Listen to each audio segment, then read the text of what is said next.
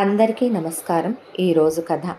ఒక ఖరీదైన కారులో జాగింగ్ డ్రెస్లో ఒక అబ్బాయి హైటు, వెయిటు, పర్సనాలిటీ చూడడానికి చాలా అందంగా ఉన్నాడు.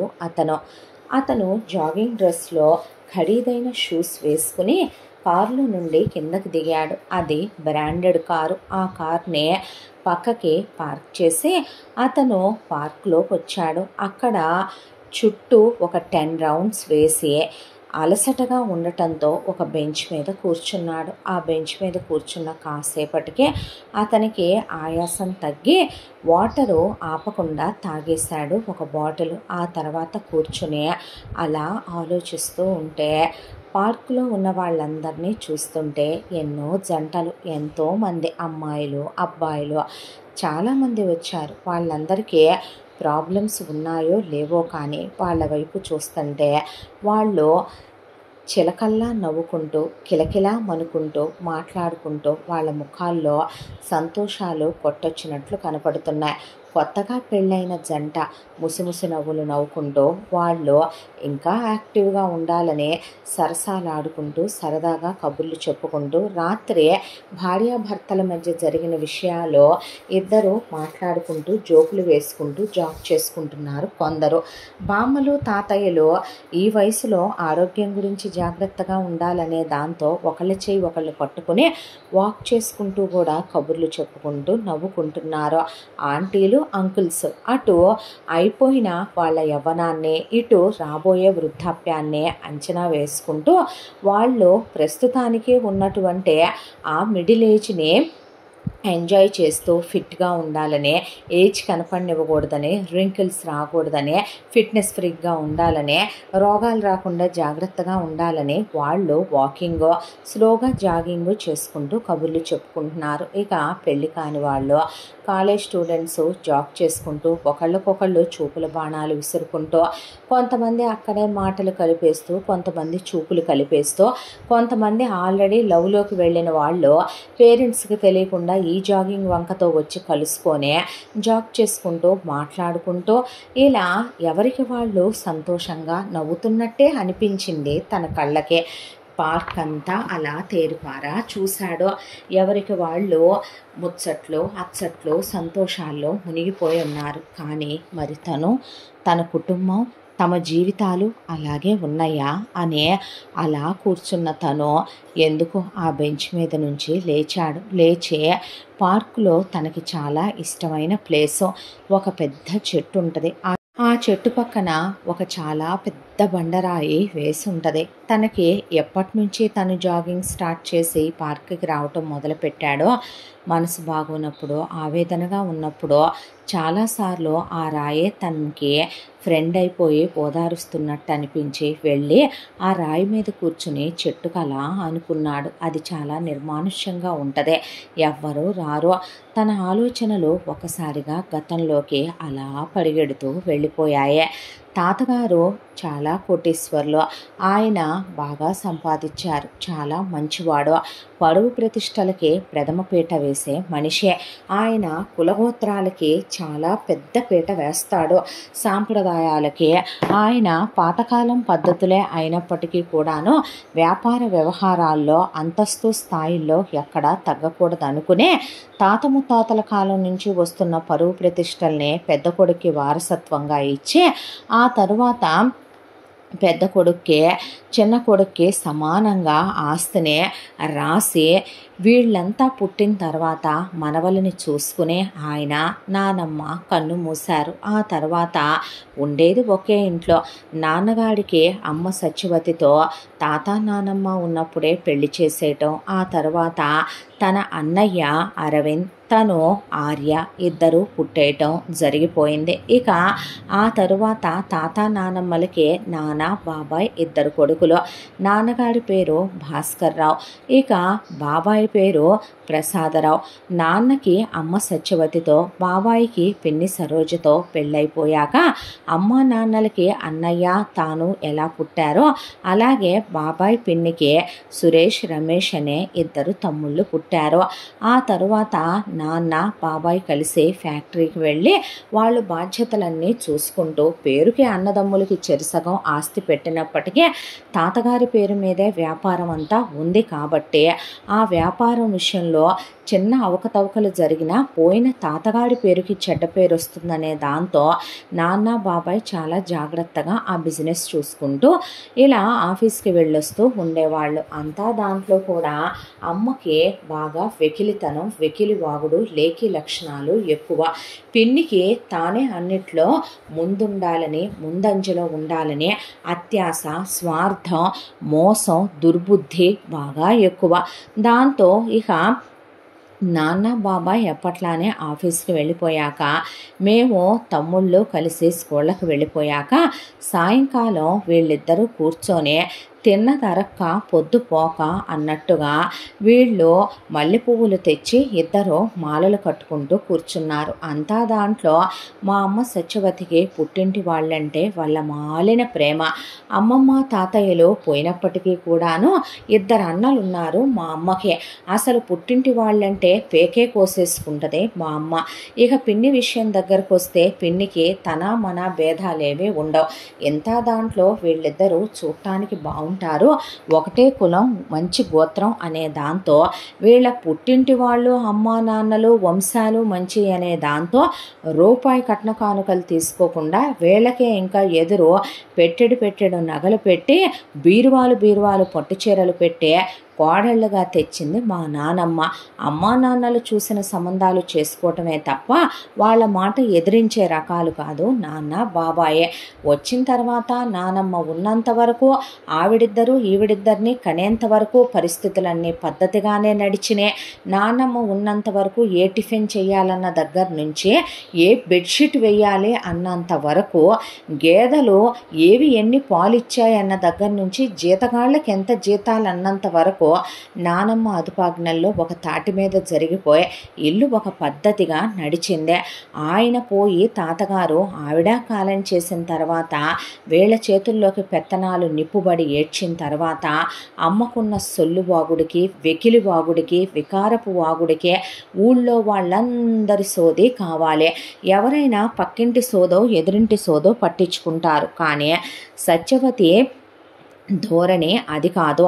ఇక పుట్టింటి వాళ్ళకి ఫోన్లు చేస్తుంది, చేసి అటువైపు వాళ్ళ వ్యవహారాలన్నీ కావాలి, ఇటు అత్తింటి వాళ్ళ వ్యవహారాలన్నీ కావాలి.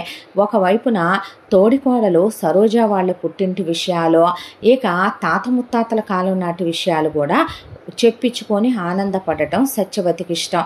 సరోజకి ఏంటో ఈ కథలేంటో ఈ ఇదేంటో, మొత్తం ఈ ఇల్లంతా మాదే అయిపోతే, మొత్తం నగలన్నీ నాయే అయిపోతే, మొత్తం ఆస్తంతా మాదే అయిపోతే అని ఎంతసేపు ఆ రాణి ఇలాంటి చీర కట్టిందంట, ఈవిడ ఇంత ఖరీదైన నెక్లెస్ వేసిందంట, ఈ సినిమా హీరోయిన్ ఈ కారులో వెళుతోందంట, ఈ కళల్లో తేలిపోద్ది పిన్ని. ఇలా వీళ్ళిద్దరూ పోస్కోలు కబుర్లు చెప్పుకుంటూ కూర్చునే ఒక రోజున పువ్వులు మాల కట్టుకుంటూ ఉండగా పిన్ని మాల తుంచమని అమ్మ చెప్పేసరికి కాసిన పువ్వులు ఎక్కువ తుంపుకుంది. దాంతో మా అమ్మకి నోరూరుకోదు కాబట్టి ఆపకుండా ఇక నువ్వు పూలెక్కువ తుంచుకున్నావు, నువ్వు పూలెక్కువ తుంచుకున్నావు, నువ్వు పూలెక్కువ తుంచుకున్నావు, అవునులే మీ బుద్ధులు ఎక్కడికి పోతాయి, నీ అమ్మ, నీ బాబు, నీ పుట్టిల్లు, మీ మేనమామలు, మీ మేనత్తలు, మీ పెద్దమ్మలు, మీ ముత్తాత, మీ జేజవ్వ అని మొదలుపెట్టింది సత్యవతి. సరోజ ఏమైనా తక్కువ తిందా? దాంతో ఇక ధిక్, నువ్వెంత, నీ బ్రతుకెంత, నువ్వేమైనా వస్తూ కోట్ల రూపాయల కట్నాలు తెచ్చావా ఏంటే నన్నంటానికి, నీ పుట్టిల్లు, నీ అమ్మగారు వాళ్ళు, నీ అన్నలు అతిగతి లేని వాళ్ళని సరోజ ఎత్తుకుంది. ఇలా చిలికి గాలివానే జస్ట్ ఒక మూర మీద ఓ బెత్తెపూలు ఎక్కువ తుంచుకున్న మాట దగ్గర ఇద్దరూ కలిసే దాన్ని పెద్ద కళింగ యుద్ధం అంతా చేసి కూర్చోబెట్టారు.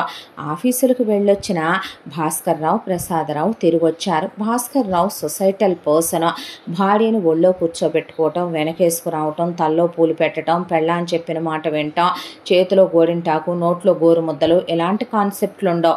పెళ్ళామంటే ఇల్లు, ఇంటి బాధ్యతలు, ఇంట్లో పనివాళ్ళు ఉన్నారు, వంట చేయమని ఆయనండు, ఆవిడ చేస్తే వంట కుక్కలు కూడా తినవు, వంట మనిషి ఉంటుంది, ఆవిడ వంట చేసేసుద్దే, ఇంట్లో ఎక్కడి వాళ్ళు అక్కడే ఉండాలి. ఆయనకి తల్లిదండ్రులు నేర్పించింది ఒకటే, మనకి ఒక వంశం ఉంది, పేరు ప్రతిష్టలున్నాయి, ఇంటికి నువ్వు పెద్ద కొడుకువి, సొసైటీలో ఆ పేరు నిలబెట్టుకోవాలి, ఒకటే పెళ్ళాం, ఇద్దరే కొడుకులు, ఒక తాటి మీద ఒక లక్షణం మీద వెళ్ళిపోవాలంతే, ఆ పేరు ఎక్కడా దెబ్బ తినకూడదు, మన కులానికి ఎక్కడా అప్రతిష్ట తేకూడదు అనుకునే మనిషి భాస్కర్ రావు. ఆ లెక్కనే కొడుకులంటే ప్రేమ ఉంటుంది, తమ్ముడంటే ప్రేమ ఉంటుంది, ఇష్టం ఉంటుంది, అభిమానం ఉంటుంది, గౌరవం ఉంటుంది. అలా అని తమ్ముడిని మీద చెయ్యేసి దగ్గరికి లాక్కోవటం, ఉప్పెక్కించుకొని తిరగటం, నెత్తికెక్కించుకోవటం, నోట్లో గోరు ముద్దలు పెట్టడం, కొడుకులే కదా అని చెప్పి తన సొంత కొడుకులైన అరవింద్ని, ఆర్యని అయినా సరే చంకనేసుకొని తిప్పటం, ఫ్రెండ్లీగా ఉండటం, కబుర్లు చెప్పటం, ఆడుకోవటం, బయటికి తీసుకెళ్ళటం, ఇలాంటి ఆయన దగ్గర ఉండవు. సరే, ఇక ప్రసాదరావు దగ్గరికి వస్తే తగని మెతక మనిషే, గట్టిగా నోరెత్తి మాట్లాడటం అనేది ఆయనకి నేర్పించలేదు అమ్మా నాన్నలో.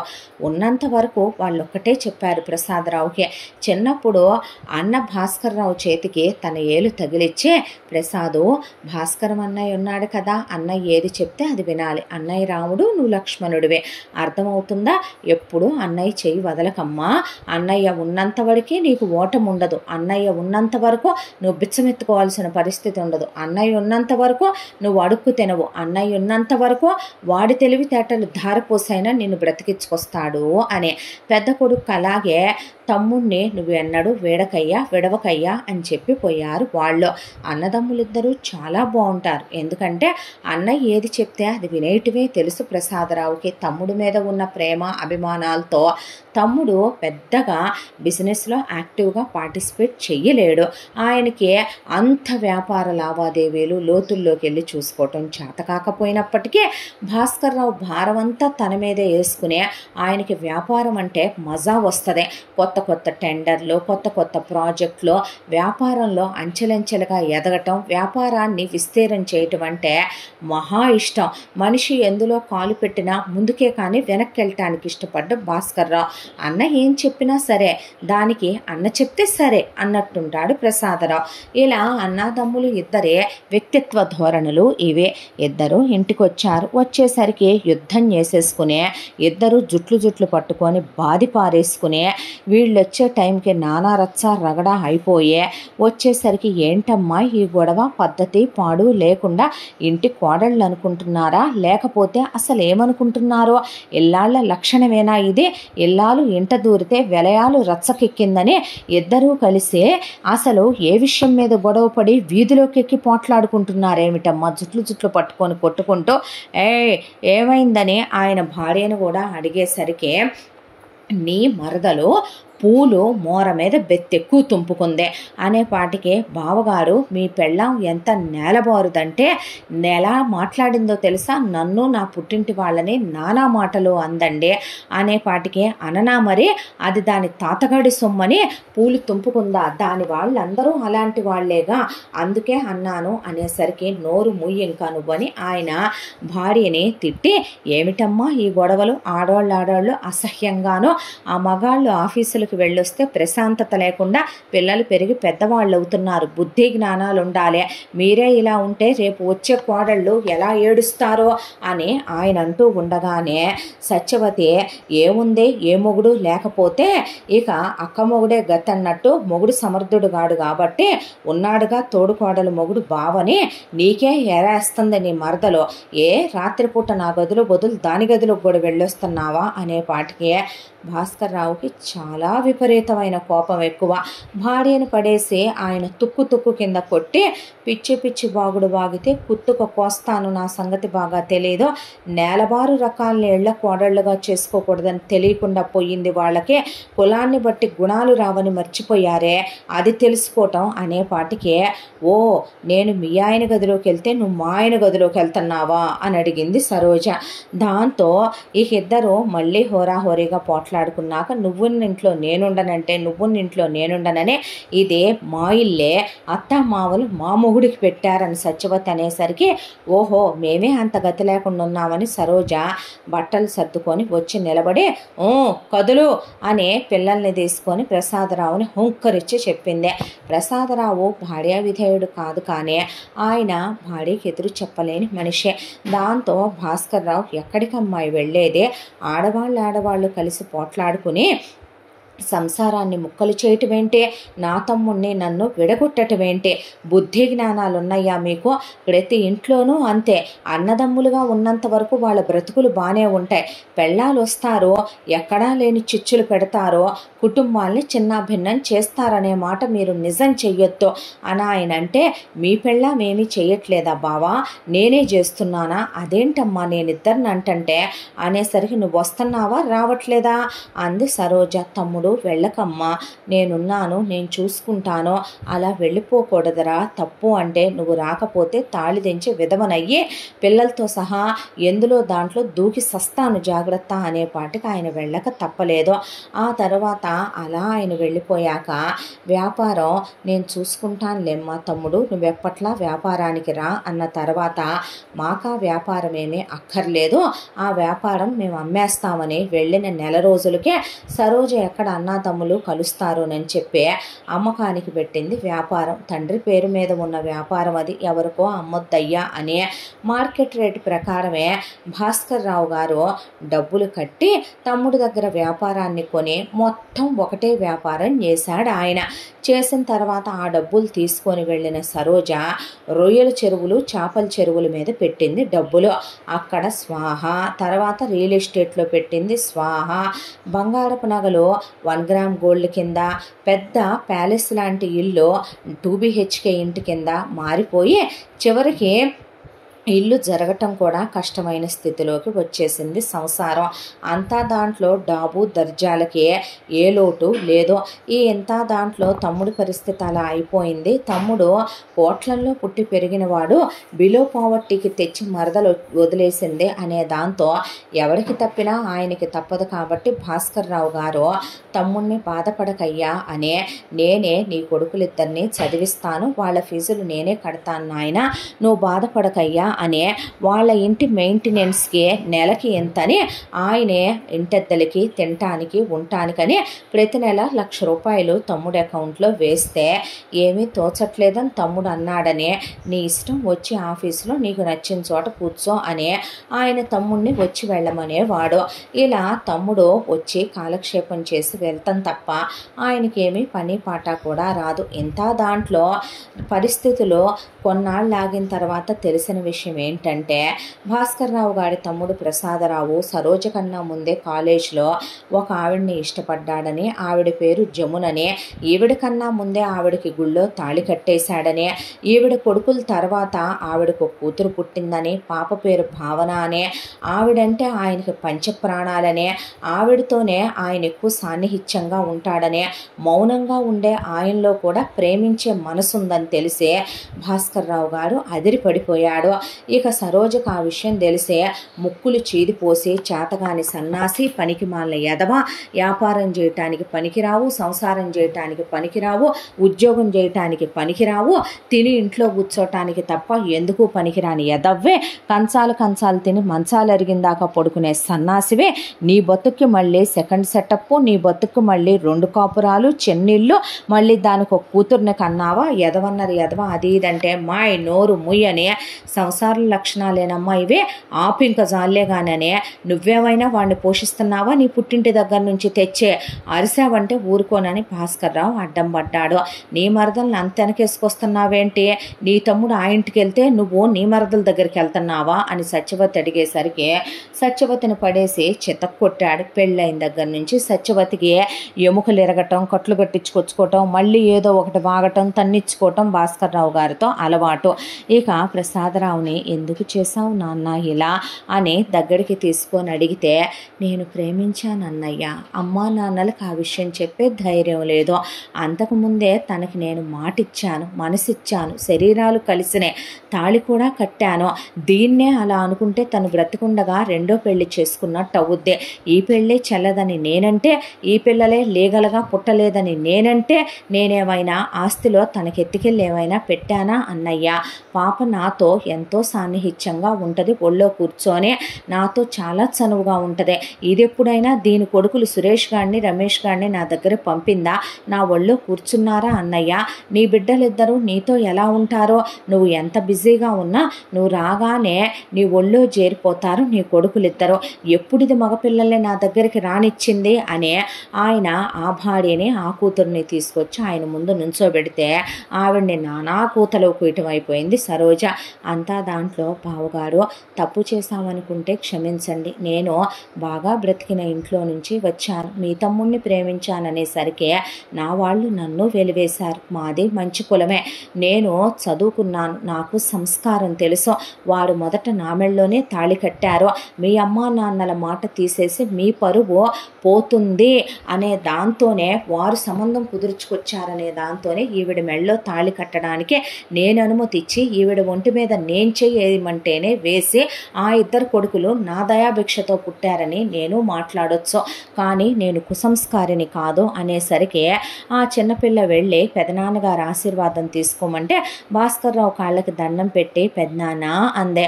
అనేసరికి ఆయన గుండె కరిగిపోయి, ఎంతైనా వాళ్ళ ఇంట్లో ఆడపిల్లలు లేరు, తన తమ్ముడికి పుట్టేసరికి ఎంతమందిని పోషించని చిన్నోడా నేను అని, ఇంకెవరూ లేరుగా అనేసరికి లేదన్నయ్యా అనేసరికి, సరేనమ్మా, ప్రతి నెల నేనే మీకు 1,00,000 రూపాయలు ఇస్తాను, పాప చదువుకు ఫీజు నేను కడతాను, బాధేం పడద్దు అన్నాక, అదేంటి బావా తెగదెంపులు జాన్సవా అంటే, మరి నీతోనూ ఛాన్సాలుగా, అప్పుడు తనతో చేయిస్తే వాడు నీతో ఉంటానని అనలేదుగా అన్నాడు ఆయన.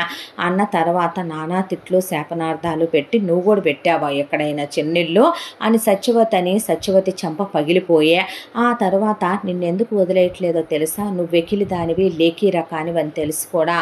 నా కర్మానికి మా నాన్న మాట చెప్పాడు, తరతరాలుగా మా వంశంలో పెద్ద కొడుకులుగా పుట్టిన వాళ్ళకి ఒకటే పెళ్ళాం, ఇద్దరే పిల్లలు ఉండాలి, అందుకే మా నాన్న ఇంటి పెద్ద కొడుకుగా మా ఇద్దరినే కన్నాను, మా అమ్మ తప్ప ఆయనకి ఎవరూ లేరు అని. నీలాంటి వెకిలి రకాన్ని కూడా నేను అందుకే భరిస్తున్నా, తలకాయ నరికేస్తాను, ఇంకెక్కువ వాగావంటే నా కోపం ఎంత ఎక్కువ నీ బాగా తెలుసు, వెళ్ళిక్కడి నుంచి, నేనే పెట్టదలుచుకుంటే నువ్వే ఆపుతావే నన్ను అని ఆయన అడిగి, ఇక్కడికి ఈ విషయం ఇలా సామరస్యమైంది. ఆ తర్వాత కాలచక్ర ప్రవాహంలో పిల్లలు పెరిగి పెద్దవాళ్ళవుతూ భాస్కర్రావు ఒకవైపున తమ్ముడు భార్య అయిన సరోజ పిల్లలు ఇద్దరికీ తనే ఫీజులు కడుతూ, రెండో భార్య అయిన జమున పాపకు కూడా ఆయనే ఫీజులు కడుతూ చదివించుకొస్తూ మెయింటెనెన్సులు పంపిస్తూ ఇలా కాలం గడుస్తూ తన కొడుకులు ఇద్దరినీ కూడా చదివించుకుంటూ వస్తుంటే, అందులో అరవింద్ చాలా మెతక, చాలా మంచోడు, చాలా సున్నిత స్వభావం, వ్యాపారం పట్ల విపరీతమైనటువంటి ఇష్టం ఉన్నోడు, అలాగే చాలా తెలివితేటలున్నాడు. ఇక ఆర్య విషయానికి వస్తే చిన్నప్పటి నుంచే సరదా, చురుకు, జోకులు వేయటం, ఆకతాయిగా ఉండటం, అల్లరి చేయటం, అన్నయ్యని ఆట పట్టించటం, అంతా దాంట్లో బాబాయ్ పిల్లలిద్దరూ సురేషు రమేషు వీళ్ళతో అంత చనువుగా ఏమీ ఉండరు, అంత క్లోజ్గా ఏమీ ఉండరు, పేరెంట్స్ పేర్లేమీ ఎత్తి దెప్పుకోరులే, కానీ అంతా దాంట్లో ఇక పెద్దమ్మ మారేది లేదు, మా అమ్మ మారేది లేదు అనేసి నవ్వేసి బట్టలు కొనుక్కునేటప్పుడు వాళ్ళ వరకు తీసుకొని వెళ్ళిపోవటం, పండక్కి కలిసినప్పుడు ఇక ఏదో కాసేపు అలా గడిపేసి తినేసి పక్కకు తప్పుకోవటం, అవి తప్ప వాళ్ళు ఏ విషయాల్లోనూ ఉండరు, ఏ విషయాల్లో కలగజేసుకోరు. ఎంత దాంట్లో సత్యవతి సరోజ మాత్రం, సరోజ ఒకవైపున వచ్చినప్పుడల్లా భాస్కర్రావు మీద సెటైర్లో, మాకు ఎవరే వ్యాపారాలు కొనుక్కోవటం రాలేదులే, మాకు బాగు చేసుకోవటం రాలేదులే, మాకు ఆస్తుల్ని కూడగట్టుకోవటం రాలేదులే, కోట్లు వెనకేసుకోవటం రాలేదులే అని చెప్పి ఏదో ఒకటి అని వెళ్తూనే ఉంటుంది ఆయన్ని. ఆయన అంతా దాంట్లో నవ్వేసి ఊరుకుంటాడు, ఆ విషయాలు పట్టించుకోడు. ఇక సత్యవతి ఊరందరికీ వీళ్ళకి మేమే ముద్దేస్తున్నాం, దీని పిల్లల్ని మేమే చదివిస్తున్నాం, ఇక వీళ్ళ బతుకులు చెడ, దీని మొగుడు ఇంకో దాంతో కాపురం పెడితే ఆ కాపురాన్ని కూడా నా మొగుడే జరుపుకొస్తున్నాడు అనే అక్కడ ఒగ్గోల. ఈ గగ్గోలుల మధ్య ఈ గొడవల మధ్య పిల్లలు పెరిగి పెద్దవాళ్ళు అవుతూ భావన వచ్చే సురేష్కి, రమేష్కి, అరవింద్కి, ఆర్యకి రాఖీలు కట్టి వెళ్ళొద్దే పిల్లలు తలా ఒక వాళ్ళు 1000 రూపాయలు ఇస్తే సురేష్, రమేష్, అరవింద్, ఆర్య మాత్రం చెరో 25,000 ఇచ్చేవాళ్ళు. ఇలా కాలచక్ర ప్రవాహంలో రోజులు గడిచిపోతూ అరవింద్దే ఇక్కడ ఇంజనీరింగు, MBA కంప్లీట్ అయిపోగానే అరవింద్ కన్నా ఆర్య 3 సంవత్సరాలు చిన్నవాడు. దాంతో భాస్కర్ రావు వ్యాపారం మొత్తం నువ్వు చూసుకోవాలి పెద్దోడా, ఎందుకంటే నేను 2వ బ్రాంచ్ మొదలు పెడదాం అనుకుంటున్నాను, ఇదంతా నీకు ఇస్తే తమ్ముడికి దీనికి ఈక్వల్గా ఇంకొక కొత్త వ్యాపారం స్టార్ట్ చేయబోతున్నానయ్యా అనే పెద్ద కొడుకుని వ్యాపారంలోకి రమ్మనమని. అప్పటికే చాలా ఇంట్రెస్ట్ ఉన్న పెద్ద కొడుకు వ్యాపారంలోకి రోజుట్లో కాసేపు వెళతాడు. అరవింద్ ఎక్స్పీరియన్స్ ఉంది కాబట్టి కొడుకుని దింపేసి ఆయన ఇంకొక కొత్తది మొదలుపెట్టి దాన్ని డెవలప్ చేసుకురావటం మొదలుపెట్టాడు. అంతా దాంట్లో అరవింద్కి లైఫ్ మీద, వైఫ్ మీద, లవ్ మీద చాలా ఎక్స్పెక్టేషన్స్ ఉన్నాయి. దాంతోనే ఆ ఎక్స్పెక్టేషన్స్కి తగినట్టుగా ఏ అమ్మాయి అనిపించకపోవటంతో ఎవరిని లవ్ చెయ్యలేదు.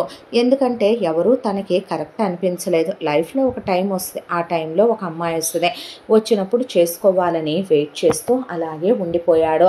ఇక అన్నదమ్ముల విషయాలకు వస్తే ఇద్దరు ఒకే సిగరెట్టు, చెరుకు పఫ్ తాగటం, అంతా దాంట్లో ఇద్దరు కలిసి కూర్చొని బిజినెస్ వ్యవహారాలు అన్న తమ్ముడితో డిస్కస్ చేయటం, ఇద్దరు చాలా క్లోజ్గా ఉంటాం. తమ్ముడు గురించి చాలా ఆలోచిస్తాడు అరవింద్, అన్న గురించి చాలా ఆలోచిస్తాడు ఆర్య. ఇలా అన్నదమ్ములు రామలక్ష్మణుల్లాగా ఒకళ్ళ చేయి ఒకళ్ళు విడిచి ఉండలేరు. ఒకళ్ళ కోసం ఒకళ్ళు ప్రాణాలు ఇచ్చి పుచ్చుకునేంత క్లోజ్గా వాళ్ళే వాళ్ళమ్మ అలా పెంచకపోయినా సెల్ఫ్ మేడ్ అయ్యే వాళ్ళే అంత అన్యోన్యంగా ఉండేవాళ్ళు.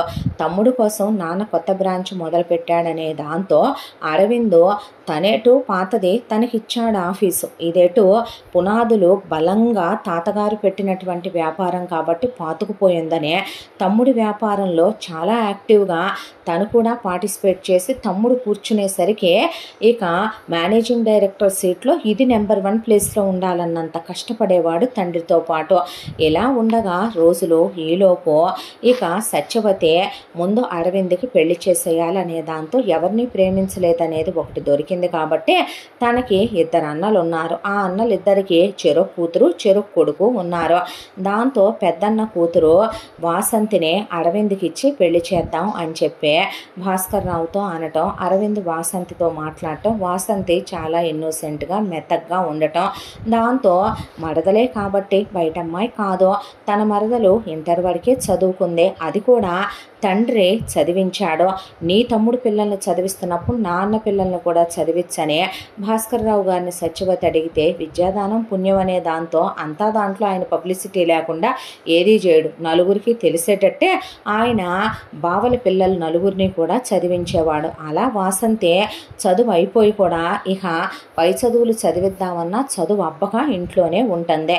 దాంతో అరవింద్ పెళ్లి చేసుకోవటానికి ఒప్పుకోవటం, చాలా గ్రాండ్గా అరవింద్కి వాసంతికి పెళ్ళైపోయిన తర్వాత హ్యాపీగా 1 సంవత్సరం పాటు అన్యోన్యంగా కాపురం చేసుకోవటం జరిగిపోయాక పిల్లల్ని గనవేందే అని సత్యవతి మొదలు పెడితే బావా పిల్లలు అని వాసంతి మొదలుపెట్టింది. అరవింద్ పిచ్చా నీకేమైనా, అలా ఎడ్యుకేషన్ అయిపోయి బిజినెస్లోకి వెళ్ళానో లేదో వెంటనే పెళ్ళి అనే అమ్మ పెళ్లి చేసేసింది. నాకు లవ్ లైఫ్ మీద, వైఫ్ మీద చాలా ఎక్స్పెక్టేషన్స్ ఉన్నాయి, నా రొమాంటిక్ లైఫ్ మీద.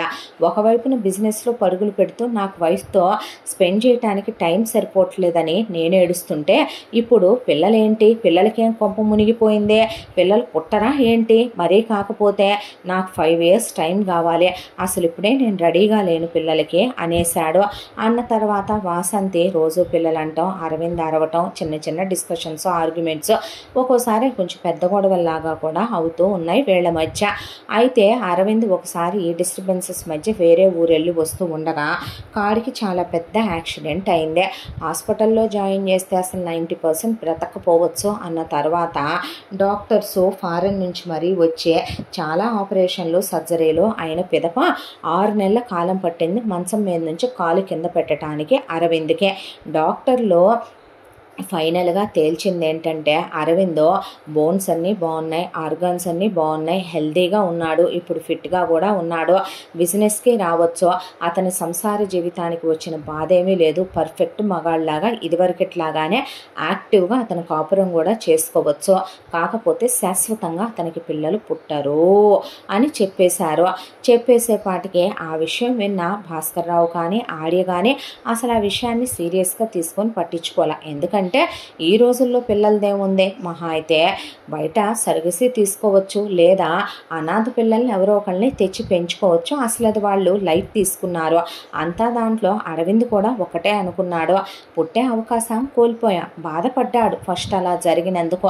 కానీ ఆ తర్వాత ఒకటే అనుకున్నాడు, నా తమ్ముడు లేడా, ఎవరో పిల్లల్ని ఎందుకు తీసుకోవాలి, నా తమ్ముడికి రేపు పెళ్ళవదా, నా తమ్ముడికి పిల్లలు పుట్టరా, వాడు పుట్టిన తర్వాత నాకు ఇవ్వడా, ఇద్దరు పాపో బాబో పుడితే ఒకళ్ళని ఇస్తాడులే నాన్న, ఇద్దరు బాబులు పుడితే ఒకళ్ళని ఇస్తాడంటే ఏరా అనేసరికి నీకు మాటిస్తున్నానన్నా, నాకు పుట్టే మొదటి సంతానాన్ని నీకు ఇచ్చేస్తాను, నాన్న మీద ఒట్టు అని నవ్వాడు ఆర్య.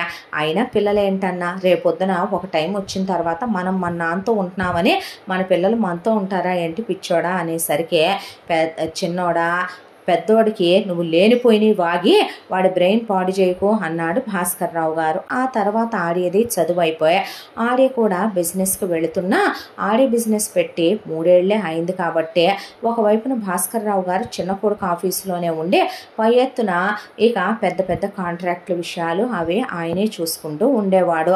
ఇంత దాంట్లో అరవింద్ రోజు వచ్చి ఈవినింగ్ 3 నుంచి 4 గంటలు తమ్ముడు వ్యాపారం మీదే వర్క్ చేస్తూ ఉండేవాడు. అయితే ఒకవైపున ఎప్పుడైతే పిల్లలు పుట్టరని తెలిసిందో ఎవరైనా అన్నారంటే వింత, కానీ ఓపెన్గా సత్యవతే నువ్వు సంసారానికి పనికిరావు, నీ మగతనం ఇంకెందుకురా, మంచం ఎక్కటానికి తప్ప నీ మగతనం పిల్లల్ని కంటానికి పనికిరాదు, పనికి మాలే ఎదవా సన్నాసి అనేసరికి అసలు నేను పెళ్ళైన సంవత్సరానికే కందామన్నా, నా మాట విన్నావా, ఇప్పుడు పిల్లలు ఎలా పుడతారు అసలు అని చెప్పి చాలా హాస్పిటల్స్కి అవమానంగా అనిపించిన, బాధగా అనిపించిన అరవింద్ వెళ్ళక తప్పలా వాసంతి తీసుకెళ్ళింది. డాక్టర్స్ ఫైనల్గా ఒక్కటే చెప్పారు, అమ్మ అతని వల్ల నీ సంసార సుఖానికి వచ్చిన ఇబ్బంది ఏమీ లేదు, అతను చెప్పిన ప్రకారం నువ్వు మీ మరిది గారి పిల్లల్ని తీసుకోవచ్చు, లేదు కాదు కూడదు అంటే కనుక వేరే మగాడి స్పర్మ్తో నీ అండాన్ని కలిపి నీకు పిల్లల్ని పుట్టించడమే తప్ప అతని వల్ల అయితే నువ్వు తల్లివి కాలేవు అనేసరికి నువ్వేం మగాడివి, పిల్లల్ని కంటానికి పనికిరాని నీ మగతనం ఎందుకు, కాపురం చేయటానికి మాత్రం నువ్వెందుకు, దానికి ఏ మగాడైతేనేమి అని వాగేసరికి భార్యాభర్తల మధ్య తిట్టుకునే గొడవలు కొట్టుకునేదాకా వెళ్ళినాయి. దానికి తోడు వాసంతి ఊరంతా ప్రచారం చేయటం, సత్యవతి చుట్టాలందరికీ చెప్పటంతో అందరూ అరవింద్ మీద జాలిపట్టం, అసలు వీడు మగాడేనా గేనా, సంసారమైనా చేస్తున్నాడా, నీ మీద చేయటానికైనా పనికొస్తున్నాడా, అసలు ముందు నుంచే లోపముందా, దాచిపెట్టాడా, ఇక మేనమామ కూతురని పడుంటావని, చదువు లేకపోయినా కట్నాలు లేకపోయినా నిన్ను చేసుకున్నారా, ఇలా తలా ఒక మాట అంటాం కామనే కాబట్టి ఎవరిష్టం వచ్చినట్టు వాళ్ళు మాట్లాడుతూ ఎవరిష్టం వచ్చినట్టు వాళ్ళు అని వెళ్ళటంతో అరవింద్కి విరక్తి వచ్చేసింది. ఎంత దాంట్లో వాసంతి పుట్టింటికి వెళ్ళి పండక్కి వెళుతున్నానని ఎవరితోనో పులికి కాలు జారి కడుపు తెచ్చుకొని తిరిగి వచ్చింది. తిరిగి వచ్చేసరికి అరవింద్ ఆ కడుపు తనకి రాలేదని తెలిసే పడేసి చితక్కొట్టాడు. దాంతో ఎందుకు కొడతావురా నన్ను, సంసారానికి తప్ప సంతానానికి పనికిరాని నీ మగతనం నన్ను కొట్టడానికి మాత్రం ఎలా పనికొస్తుందిరా అనేపాటికి ఒళ్ళు బలిసిందా, ఎవడికి పడితే వాడికి కడుపులు చేయించుకొచ్చిన పిల్లలందరినీ మా వారసులుగా మేమెందుకు ఒప్పుకుంటాము, నీకు నేను మర్యాదగా చెప్పాను నా తమ్ముడికి పుడతారు అందులో ఒకళ్ళని తీసుకుందామని, నేనెందుకు నీ తమ్ముడు పిల్లలకు అమ్మనవ్వాలరా, నీ తమ్ముడికి పుట్టేవాళ్ళు నీకు పుట్టినట్టు ఎలా అవుద్ది, నీకు బదులు వాడిని పంపించుకొని నా గదిలోకి కంటాను, నేను మోసి కనేవాళ్ళే వారసులు అవుతారు కానీ ఎవరితో కంటే వాళ్ళు నా పిల్లలు ఎలా అవుతారో, నీ తమ్ముడు పెళ్ళామేమైనా నా సొంత రక్తం పంచు పుట్టిన చెల్లెలా, నేను ఊరుకోవటానికి లేకపోతే నీకేమైనా కంటారా నేను యాక్సెప్ట్ చేయటానికి అని ఇష్టం వచ్చినట్టు మాట్లాడేసరికి ఈ గొడవ పెరిగిపోయింది. దాంతో అరవింద్ వాసంతిని బాగా చేసుకొని ఇంట్లోంచి గెంటేసి కోర్టుకి వెళ్ళి ఆ కోర్టులో ఆ కడుపు తనకు రాలేదని డిఎన్ఏలు కూడా అయ్యే డాక్టర్ సర్టిఫికెట్లో కూడా తన పిల్లలు పుట్టరని తేలటంతో వాసంత్కి అరవింద్కి డివోర్స్ అయిపోయినాయి. డివోర్స్ అయిన తర్వాత కూడా ఎలిమని బాగానే నొక్కింది. అంతా దాంట్లో ఇక్కడ ఉన్నప్పుడు బంగారం పరంగా కానీ డైమండ్స్ పరంగా కానీ కొంత క్యాష్ పరంగా కానీ బాగానే పక్కకేసుకొని వాసంతి వెళ్ళిపోయింది. ఆ రోజు నుంచి అరవింద్లో ఒక మౌనం, ఒక దిగులు. ఆ తర్వాత డిప్రెషన్లోకి వెళ్ళాడు. స్మోకింగ్, డ్రింకింగ్, ఆ తర్వాత మనిషిలో లేడు. స్లీపింగ్ ట్యాబ్లెట్లు వేసుకోవటం. ఎంత దాంట్లో కూడా చిన్నోడైన ఆర్య అన్నయ్య అంటే చాలా ఇష్టం. వాళ్ళ అన్నయ్య కాళ్ళు పట్టేసుకున్నాడు. మొదటి నుంచే అరవింద్ అంత మెత్తగా ఉన్నా సరే బాగా ధైర్యవంతుడు. తొందరగా దేనికి బెసిగే గుండె కాదు. కానీ ఆర్య చిన్న విషయం ఉన్నా సరే వెక్కిళ్ళు పెట్టి ఏడ్చేస్తాడు. గుండెక్కిళ్ళు వచ్చేస్తాయి. అసలు ఒక్కొక్కసారి ఊపిరాగిపోద్దామో అన్నంత ఏడుస్తాడు ఆర్య. చిన్న పిల్లాడి మనస్తత్వం. అన్నయ్య నీకేమన్నా అయితే నేను బ్రతకననే, నువ్వు ఇలాగే స్మోక్ చేసి డ్రింక్ చేస్తే నీకేమన్నా అవుద్దని చెప్పి ఏడ్చేసి ఎన్నోసార్లు ఒకే సిగరెట్ హాఫ్ తాగుతూ ఎక్కువ తాగకూడదని రోజుకి 2 సిగరెట్లకు మించి మనం తాగం కదరా, మళ్ళీ మనం అలాగే ఉందామన్నయ్య అని ఇద్దరూ కలిసే ఒకళ్ళని పట్టుకొని ఒకళ్ళు ఏడ్చేసేసరికి అంతా దాంట్లో సత్యవతి ఇప్పుడు అంత పెద్ద విషయం చేయాలా ఏంది, ఎవరితో చేయించుకొచ్చుకుంటే ఏంటంట కడుపు, ఆ పిల్లాన్ని మనలో మగతనం లేనప్పుడు సమర్థత లేనప్పుడు మనవాళ్ళుగా ఒప్పుకుంటే పోయేదేంటంట అనేసరికి భాస్కర్ రావు కోపం కట్టలు తెంచుకొని సత్యవతిని కొడితే హాస్పిటల్లో వేస్తే జస్ట్ అలా ఒక 6 నెలలు పట్టిని బోన్స్ అన్నీ సెట్ అవ్వటానికి 14 ఎముకలు ఇరిగినాయి భాస్కర్ రావు గారు అని చెప్తే పెళ్ళైనప్పటి నుంచి చాలా విరిగినాయండి. నోట్లో ఏదన్నా బోన్లుండి ఈసారి అవి విరిచేస్తాను దరిద్రం వదిలిపోద్ది అనేసరికి పిల్లాడు బాధలో ఉంటే ఆ బాధని తీర్చేదాన్ని తల్లి అంటారు. ప్రశాంతంగా ఉన్న వాడి జీవితంలోకి నీ మేనగోడల్ని తెచ్చావు. వాడికి అలజళ్ళు, గొడవలు, పిల్లలని ప్రెషర్లు, అవి తట్టుకోలేక యాక్సిడెంట్లు అయిన తర్వాత వాడికి పిల్లలు పుట్టరని తెలిసిన చిన్నోడి పిల్లల్ని తీసుకుందామంటే కాల్ జారి వచ్చిందంటే నా మేనగోళ్ళకి నా పోలికలే అని పెళ్ళికి ముందు నాతో కాకుండా ఎంతమందితో నీకు పుట్టారే పిల్లలు అని అడిగేసరికి సత్యవతి నోరు మూసేసింది. ఆ తర్వాత ఒకవైపున తండ్రి ఎంత చెప్పినా తమ్ముడు ఎంత చెప్పినా తండ్రి వయసులో పెద్దోడు, తను ఎలా ఉంటే తీసుకోలేడు. తమ్ముడు చిన్నోడు, తన్నే అన్నయ్యని రోల్ మోడల్గా అనుకునే మంచోడు తన తమ్ముడు. తన లైఫ్ ఇలా స్పాయిల్ అయిపోయిందంటే రేపు తన తమ్ముడు బతుకు ఏమైపోద్ది అనే దాంతో తనని తానే బయటికి తెచ్చుకోవాలని డిప్రెషన్లోంచి సైకాట్రిస్ట్ దగ్గరికి వెళ్ళి ఆ తర్వాత తనే తాను నార్మల్ చేసుకుంటూ స్మోకింగ్, డ్రింకింగ్ కూడా మానేసి ఎప్పుడన్నా తమ్ముడితో పాటు ఇద్దరూ కలిసి ఎప్పట్లానే ఒక సిగరెట్ చెరో సగం తాగుతారు అన్న తమ్ముళ్ళు. అంతకు మించి మిగతా అన్నీ మానేసి ఆఫీస్ పనిలో ఎక్కడా లేని బిజీ అయిపోయే కావాలనే వర్క్ లోడ్ పెంచేసుకున్నాడు అరవింద్.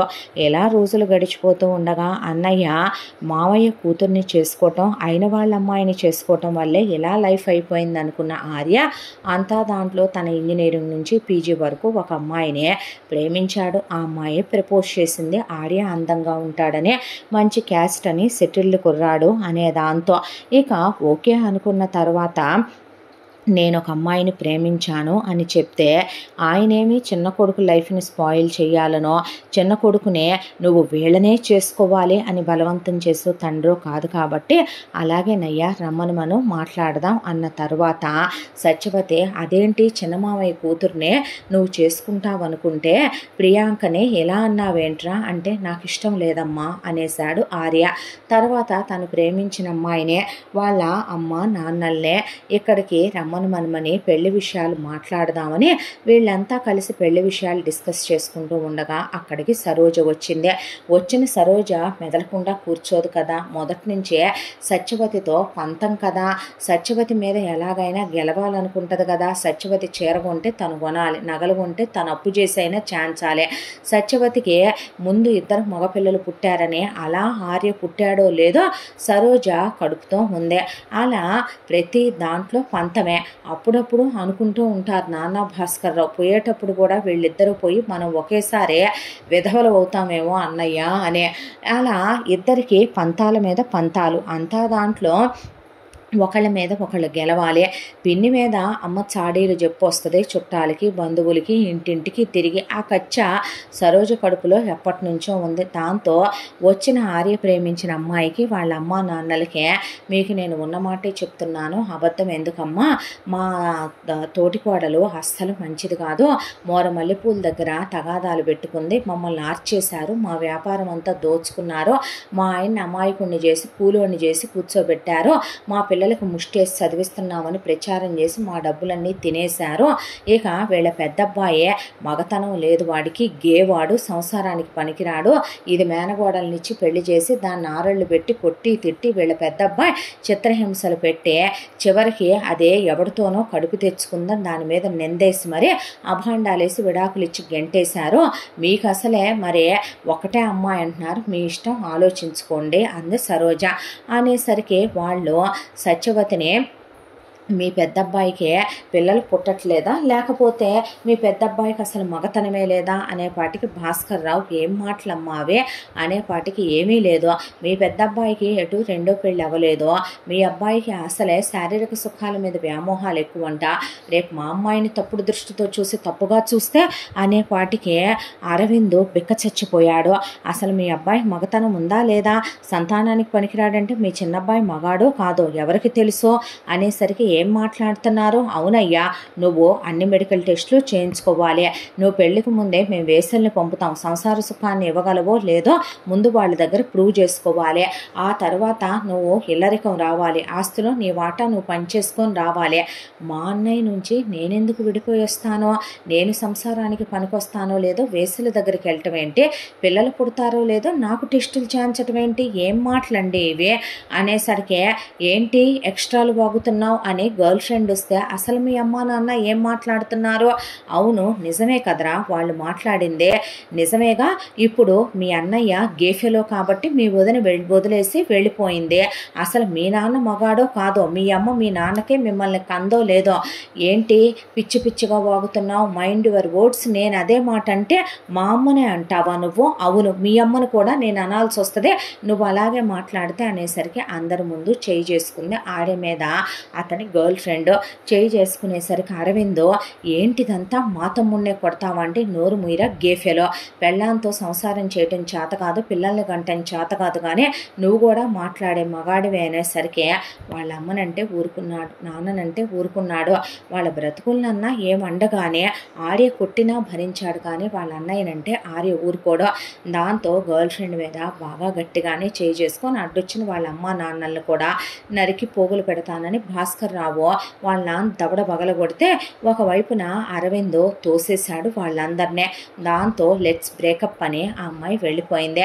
పేడ పోయింది లెమ్మనమని చెప్పి ముందు ఆర్య బ్రేకప్ ఫేజ్లోకి ఎక్కడ వెళ్తాడోనని అరవింద్ పదరా ట్రిప్ వెళ్దామని చెప్పి తమ్ముడిని ఫారెన్ తీసుకెళ్ళి దగ్గర కూర్చోబెట్టుకొని బాధపడొద్దని, నీలాంటి మంచోడిని డిజర్వ్ చేసుకునే అమ్మాయి కాదురా, నీకో విషయం చెప్పనమ్మా, నేను చేసుకునే అమ్మాయి నీ మనసుకు నచ్చిందే వస్తుందిరా అని చెప్పి మరే తమ్ముని డిప్రెషన్లోకి వెళ్ళనివ్వకుండా తీసుకొచ్చే వ్యాపారంలో అంతా దాంట్లో అరవింద్ ఎంత టాలెంటెడో ఎంత తెలివైన వాడో ఆర్య కూడా చాలా టాలెంటెడ్, చాలా తెలివైన వాడు, చాలా షార్ప్. తమ్ముడిని ఇంకా ఇంకా షైన్ చేసుకురావటం మొదలుపెట్టాడు అరవింద్. అసలు భాస్కర్ రావుని అందరూ మీ కొడుకులిద్దరూ మీ రెండు కళ్ళు మీ రెండు భుజాలండి అనకూడదులే, కానీ ఏం కొడుకుల్ని కన్నారో, ఆ హైటు వెయిటు పర్సనాలిటీ ఆ అందం ఆ తెలివితేటలు అంతా దాంట్లో పాపం మీ పెద్దబ్బాయికి పిల్లలు పుట్టకపోవటమే, ఆ విడాకులు అవటమే లోటైపోయిందే, ఇంకో పెళ్లి చేయకపోవటమే అనేసరికి చివుక్కుమనేది భాస్కర్ రావు మనసు. తండ్రి బాధపడుతున్నాడని కొడుకులిద్దరికీ తెలుసు. ఆ తర్వాత ఈలోపు సత్యవతి అయిన వాళ్ళ పిల్లల్ని చేసుకుంటేనే అంతంత మాత్రం ఉంటున్నాయి, మనవాళ్ళల్లో మనం కలుపుకోవాలి బంధాలు, బయట దాన్ని ప్రేమించవు దరిద్రుడా, ఇలా జరిగిందే, చిన్నమావయ్య కూతుర్ని నువ్వు చేసుకోవాల్సిందే అనే పాటికే ఒకవైపున ఆర్య మౌనంలోకి వెళ్ళిపోయాడు. దాంతో తన రెండో అన్నయ్య కూతురు ప్రియాంకను పిలిపిస్తే, ఏ బావా నన్ను చేసుకోనన్నావంట, నేను వాసంతి లాంటి దాన్ని అనుకున్నావా, వాళ్ళ నాన్న మా నాన్న అన్నదమ్ములే అయినప్పటికే దానమ్మ మా అమ్మ వేరు కదూ బావా, నేను దానిలా ఎందుకుంటాను, నేను చదువుకున్నాను, నాకు సంస్కారం ఉందే. పెద్ద బావ తనకి పిల్లలు పుట్టరు అన్నప్పుడే అది వదిలేసింది. నీలో ఆ లోపం ఉన్నా కూడా నేను వదలను, నీకు నచ్చినట్టే ఉంటా, నువ్వు చెప్పినట్టే వింటా, హ్యాపీగా ఉందాం బావా, నిన్నెప్పుడు బాధ పెట్టి ఇబ్బంది పెట్టను అని ఒకవైపు నా అబ్బాయికి చెప్పి, బాధపడద్దు పెద్ద బావా అనే అరవింద్కి చెప్పి భాస్కర్రావు దగ్గర కూర్చొని చాలా పెద్ద మనిషిలాగా అది మావయ్య ఇది మావయ్య అని మాట్లాడుతూ ఒక 3 నెలలు వీళ్ళింట్లోనే ఉండేపాటికి నిజంగా ఒకళ్ళలానే ఇంకొకళ్ళు ఉంటారని మనం అనుకోవటం తప్పని అరవింద్ భాస్కర్రావు కూడా అనేసరికి ఆర్య కూడా ఒకవైపు బ్రేకప్ ఫేజ్లో ఉన్నాడు. అన్నయ్య పిల్లలు లేరనే డిప్రెషన్లో ఉన్నాడు. అన్నయ్య కోసమైనా తను పిల్లల్ని కని ఇవ్వాల్సిన బాధ్యత ఉందే. రెండోది ఎవరో ఒకళ్ళని లైఫ్లో పెళ్లి చేసుకోవాలిగా అనే దాంతో నిజం చెప్పాలంటే సత్యవతి అన్న పెళ్ళాలు మగాళ్ళల్లా ఉంటారు, అస్సలు బాగోరు చూడటానికి.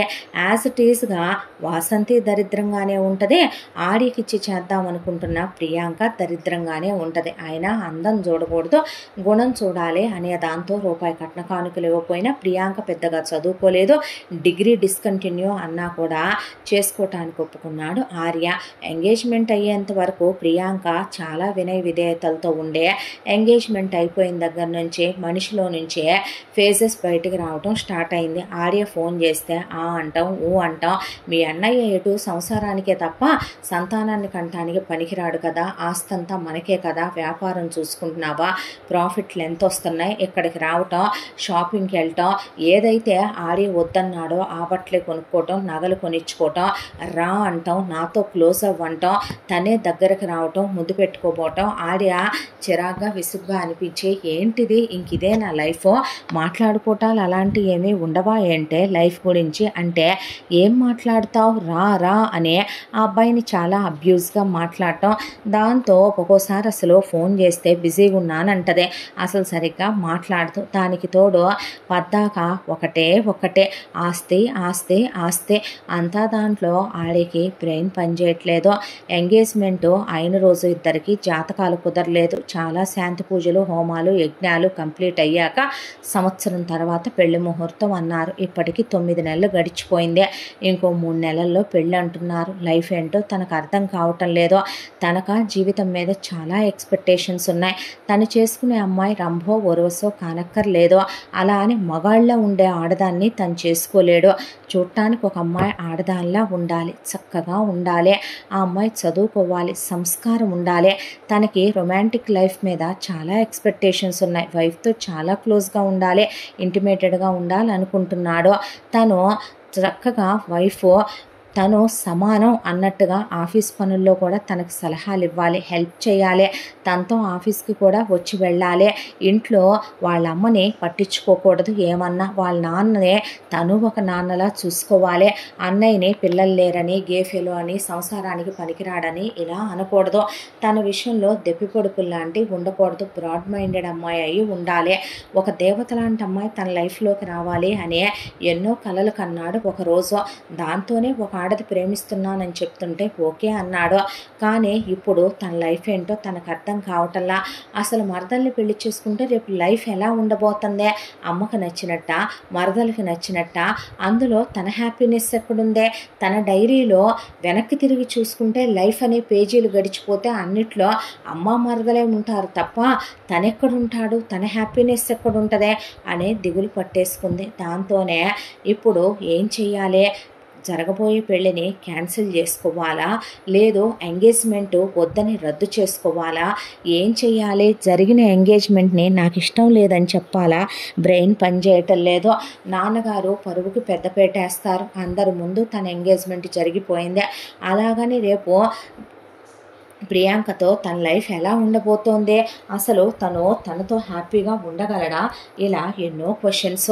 ఆ అన్ని క్వశ్చన్స్ మధ్య కూడా ఫోన్ రింగ్ అయింది. ఫోన్ ఎత్తితే ఆర్య అంటే అన్న చెప్పు అనేసరికి టైం ఏంట్రా 9:30 అయిందే, నువ్వెప్పుడు వెళ్ళావురా? 6కి వెళ్ళావు, ఏమైంది? ఏం ఆలోచిస్తున్నావు ఆర్య అనేపాటికి తమ్ముడు ఏం ఆలోచిస్తున్నాడో ఎందుకు లేట్ అయిందో కూడా చెప్పగలడు అరవింద్. అన్నాదమ్ములు అంత క్లోజ్గా ఉంటారు. ఏమీ లేదన్నా అంటే అనవసరమైన విషయాల గురించి ఆలోచించి టైం వేస్ట్ చేసుకోకు, ఏదన్నా కూర్చొని మాట్లాడుకొని డిస్కస్ చేసి డెసిషన్ తీసుకుందాం, వచ్చేయమ్మా నువ్వు అన్న తర్వాత ఆర్య బయలుదేరి వెళ్ళాడు. ఇద్దరు రెడీ అయ్యి బ్రేక్ఫాస్ట్ చేసి దేవుడికి దండం పెట్టుకొని ఏంట్రా ఇంకా ఆఫీస్కి రాలేదని భాస్కర్రావు ఫోన్ చేస్తే వస్తున్నాం డాడీ అన్నాక ఇద్దరూ కలిసి ఆఫీసులకి వెళ్ళారు. ఆ తరువాత ఇలా కొన్ని రోజులు ప్రశాంతంగా సాగిపోయాక ఒకరోజు సాయంకాలం అందరూ ఇంట్లో కూర్చొని ఉండగా చాలా హడావిడి పడిపోతూ రొప్పుతూ రోస్తూ సరోజ పరిగెత్తుకుంటూ వచ్చింది. ప్రసాదరావు అక్కడే భాస్కర్రావు దగ్గరే కూర్చొని ఉన్నాడు. ఆయన ఇక కొడుకులిద్దరినీ వెంట పెట్టుకొని వచ్చింది సరోజ. వచ్చేసరికి బావా నీకు ముఖ్యమైన విషయం చెప్పాలి అనేసరికి ఏంటమ్మాయి అన్నాడు ఆయన. అనేసరికి పెద్దోడికి సంబంధం ఖాయం చేసుకుని వచ్చాను బావా సురేష్ గాడికి అనేసరికి ఎవరినైనా ప్రేమించావురా అంటే లేదు పెద్దనాన్న, నీకు తెలియకుండా నేనెవరిని ప్రేమిస్తానో నువ్వు ప్రేమించేది కూడా నాకు తెలియాలేమిట్రా అనేపాటికి ఉద్యోగం వచ్చిందిగా సంపాదనా పరుడు అయ్యావు కానీ అడిగారు లేరా నాన్న అన్నాడు అరవింద్. అలాంటిదేమీ లేదన్నా అనేసరికి ఎంత నీ ప్యాకేజు అన్నాడు అరవింద్. సంవత్సరానికి నాక అన్న 25 నుంచి 26 దాకా వస్తాయి అటు ఇటుగా అనేసరికి పర్లేదురా బాగానే డ్రా చేసావు అన్న తర్వాత మంచి కాలేజీలోనేగా చదివాడు, ఆ మాత్రం రావా, ఇంకా తక్కువ వచ్చినట్టేగా అన్నాడు భాస్కర్రావు. అనేసరికి ఇంతకీ ఎవరా సంబంధం, ఎవరా అమ్మాయి, ఏంటా విశేషాలు అని సత్యవతి అనేపాటికి మేమా అమ్మాయి వాళ్ళదే ఈ ఊరే బావా, నేను గుడికెళ్ళాను, గుడికెళ్ళి గుడి దగ్గర నుంచి వస్తూ తోలొచ్చి పడబోతే ఒక అమ్మాయి వచ్చి నన్ను పట్టుకుంది, జాగ్రత్త ఆంటీ అందే. చూడటానికి అమ్మాయి పుత్తడి బొమ్మలాగా ఉంది. ఆ తర్వాత థ్యాంక్స్ అమ్మా అన్నాక ఆ అమ్మాయి వెళ్ళి వాళ్ళ అమ్మ చెల్లి అనుకుంటా కూర్చొని ప్రసాదం తింటుంటే నేనే వెళ్ళి పరిచయం చేసుకుని ఎంత బాగా పెంచారండి అమ్మాయిని, ఎంత హెల్పింగ్ నేచరు అనే పరిచయం పెంచుకున్నాను. తీరా తెలిసిన విషయం ఏంటంటే అమ్మాయి వాళ్ళ కులం ఇది బావా, మనకన్నా ఓ 4 మెట్లు పైనేలే, కిందేం కాదు, బాధపడకు బావా.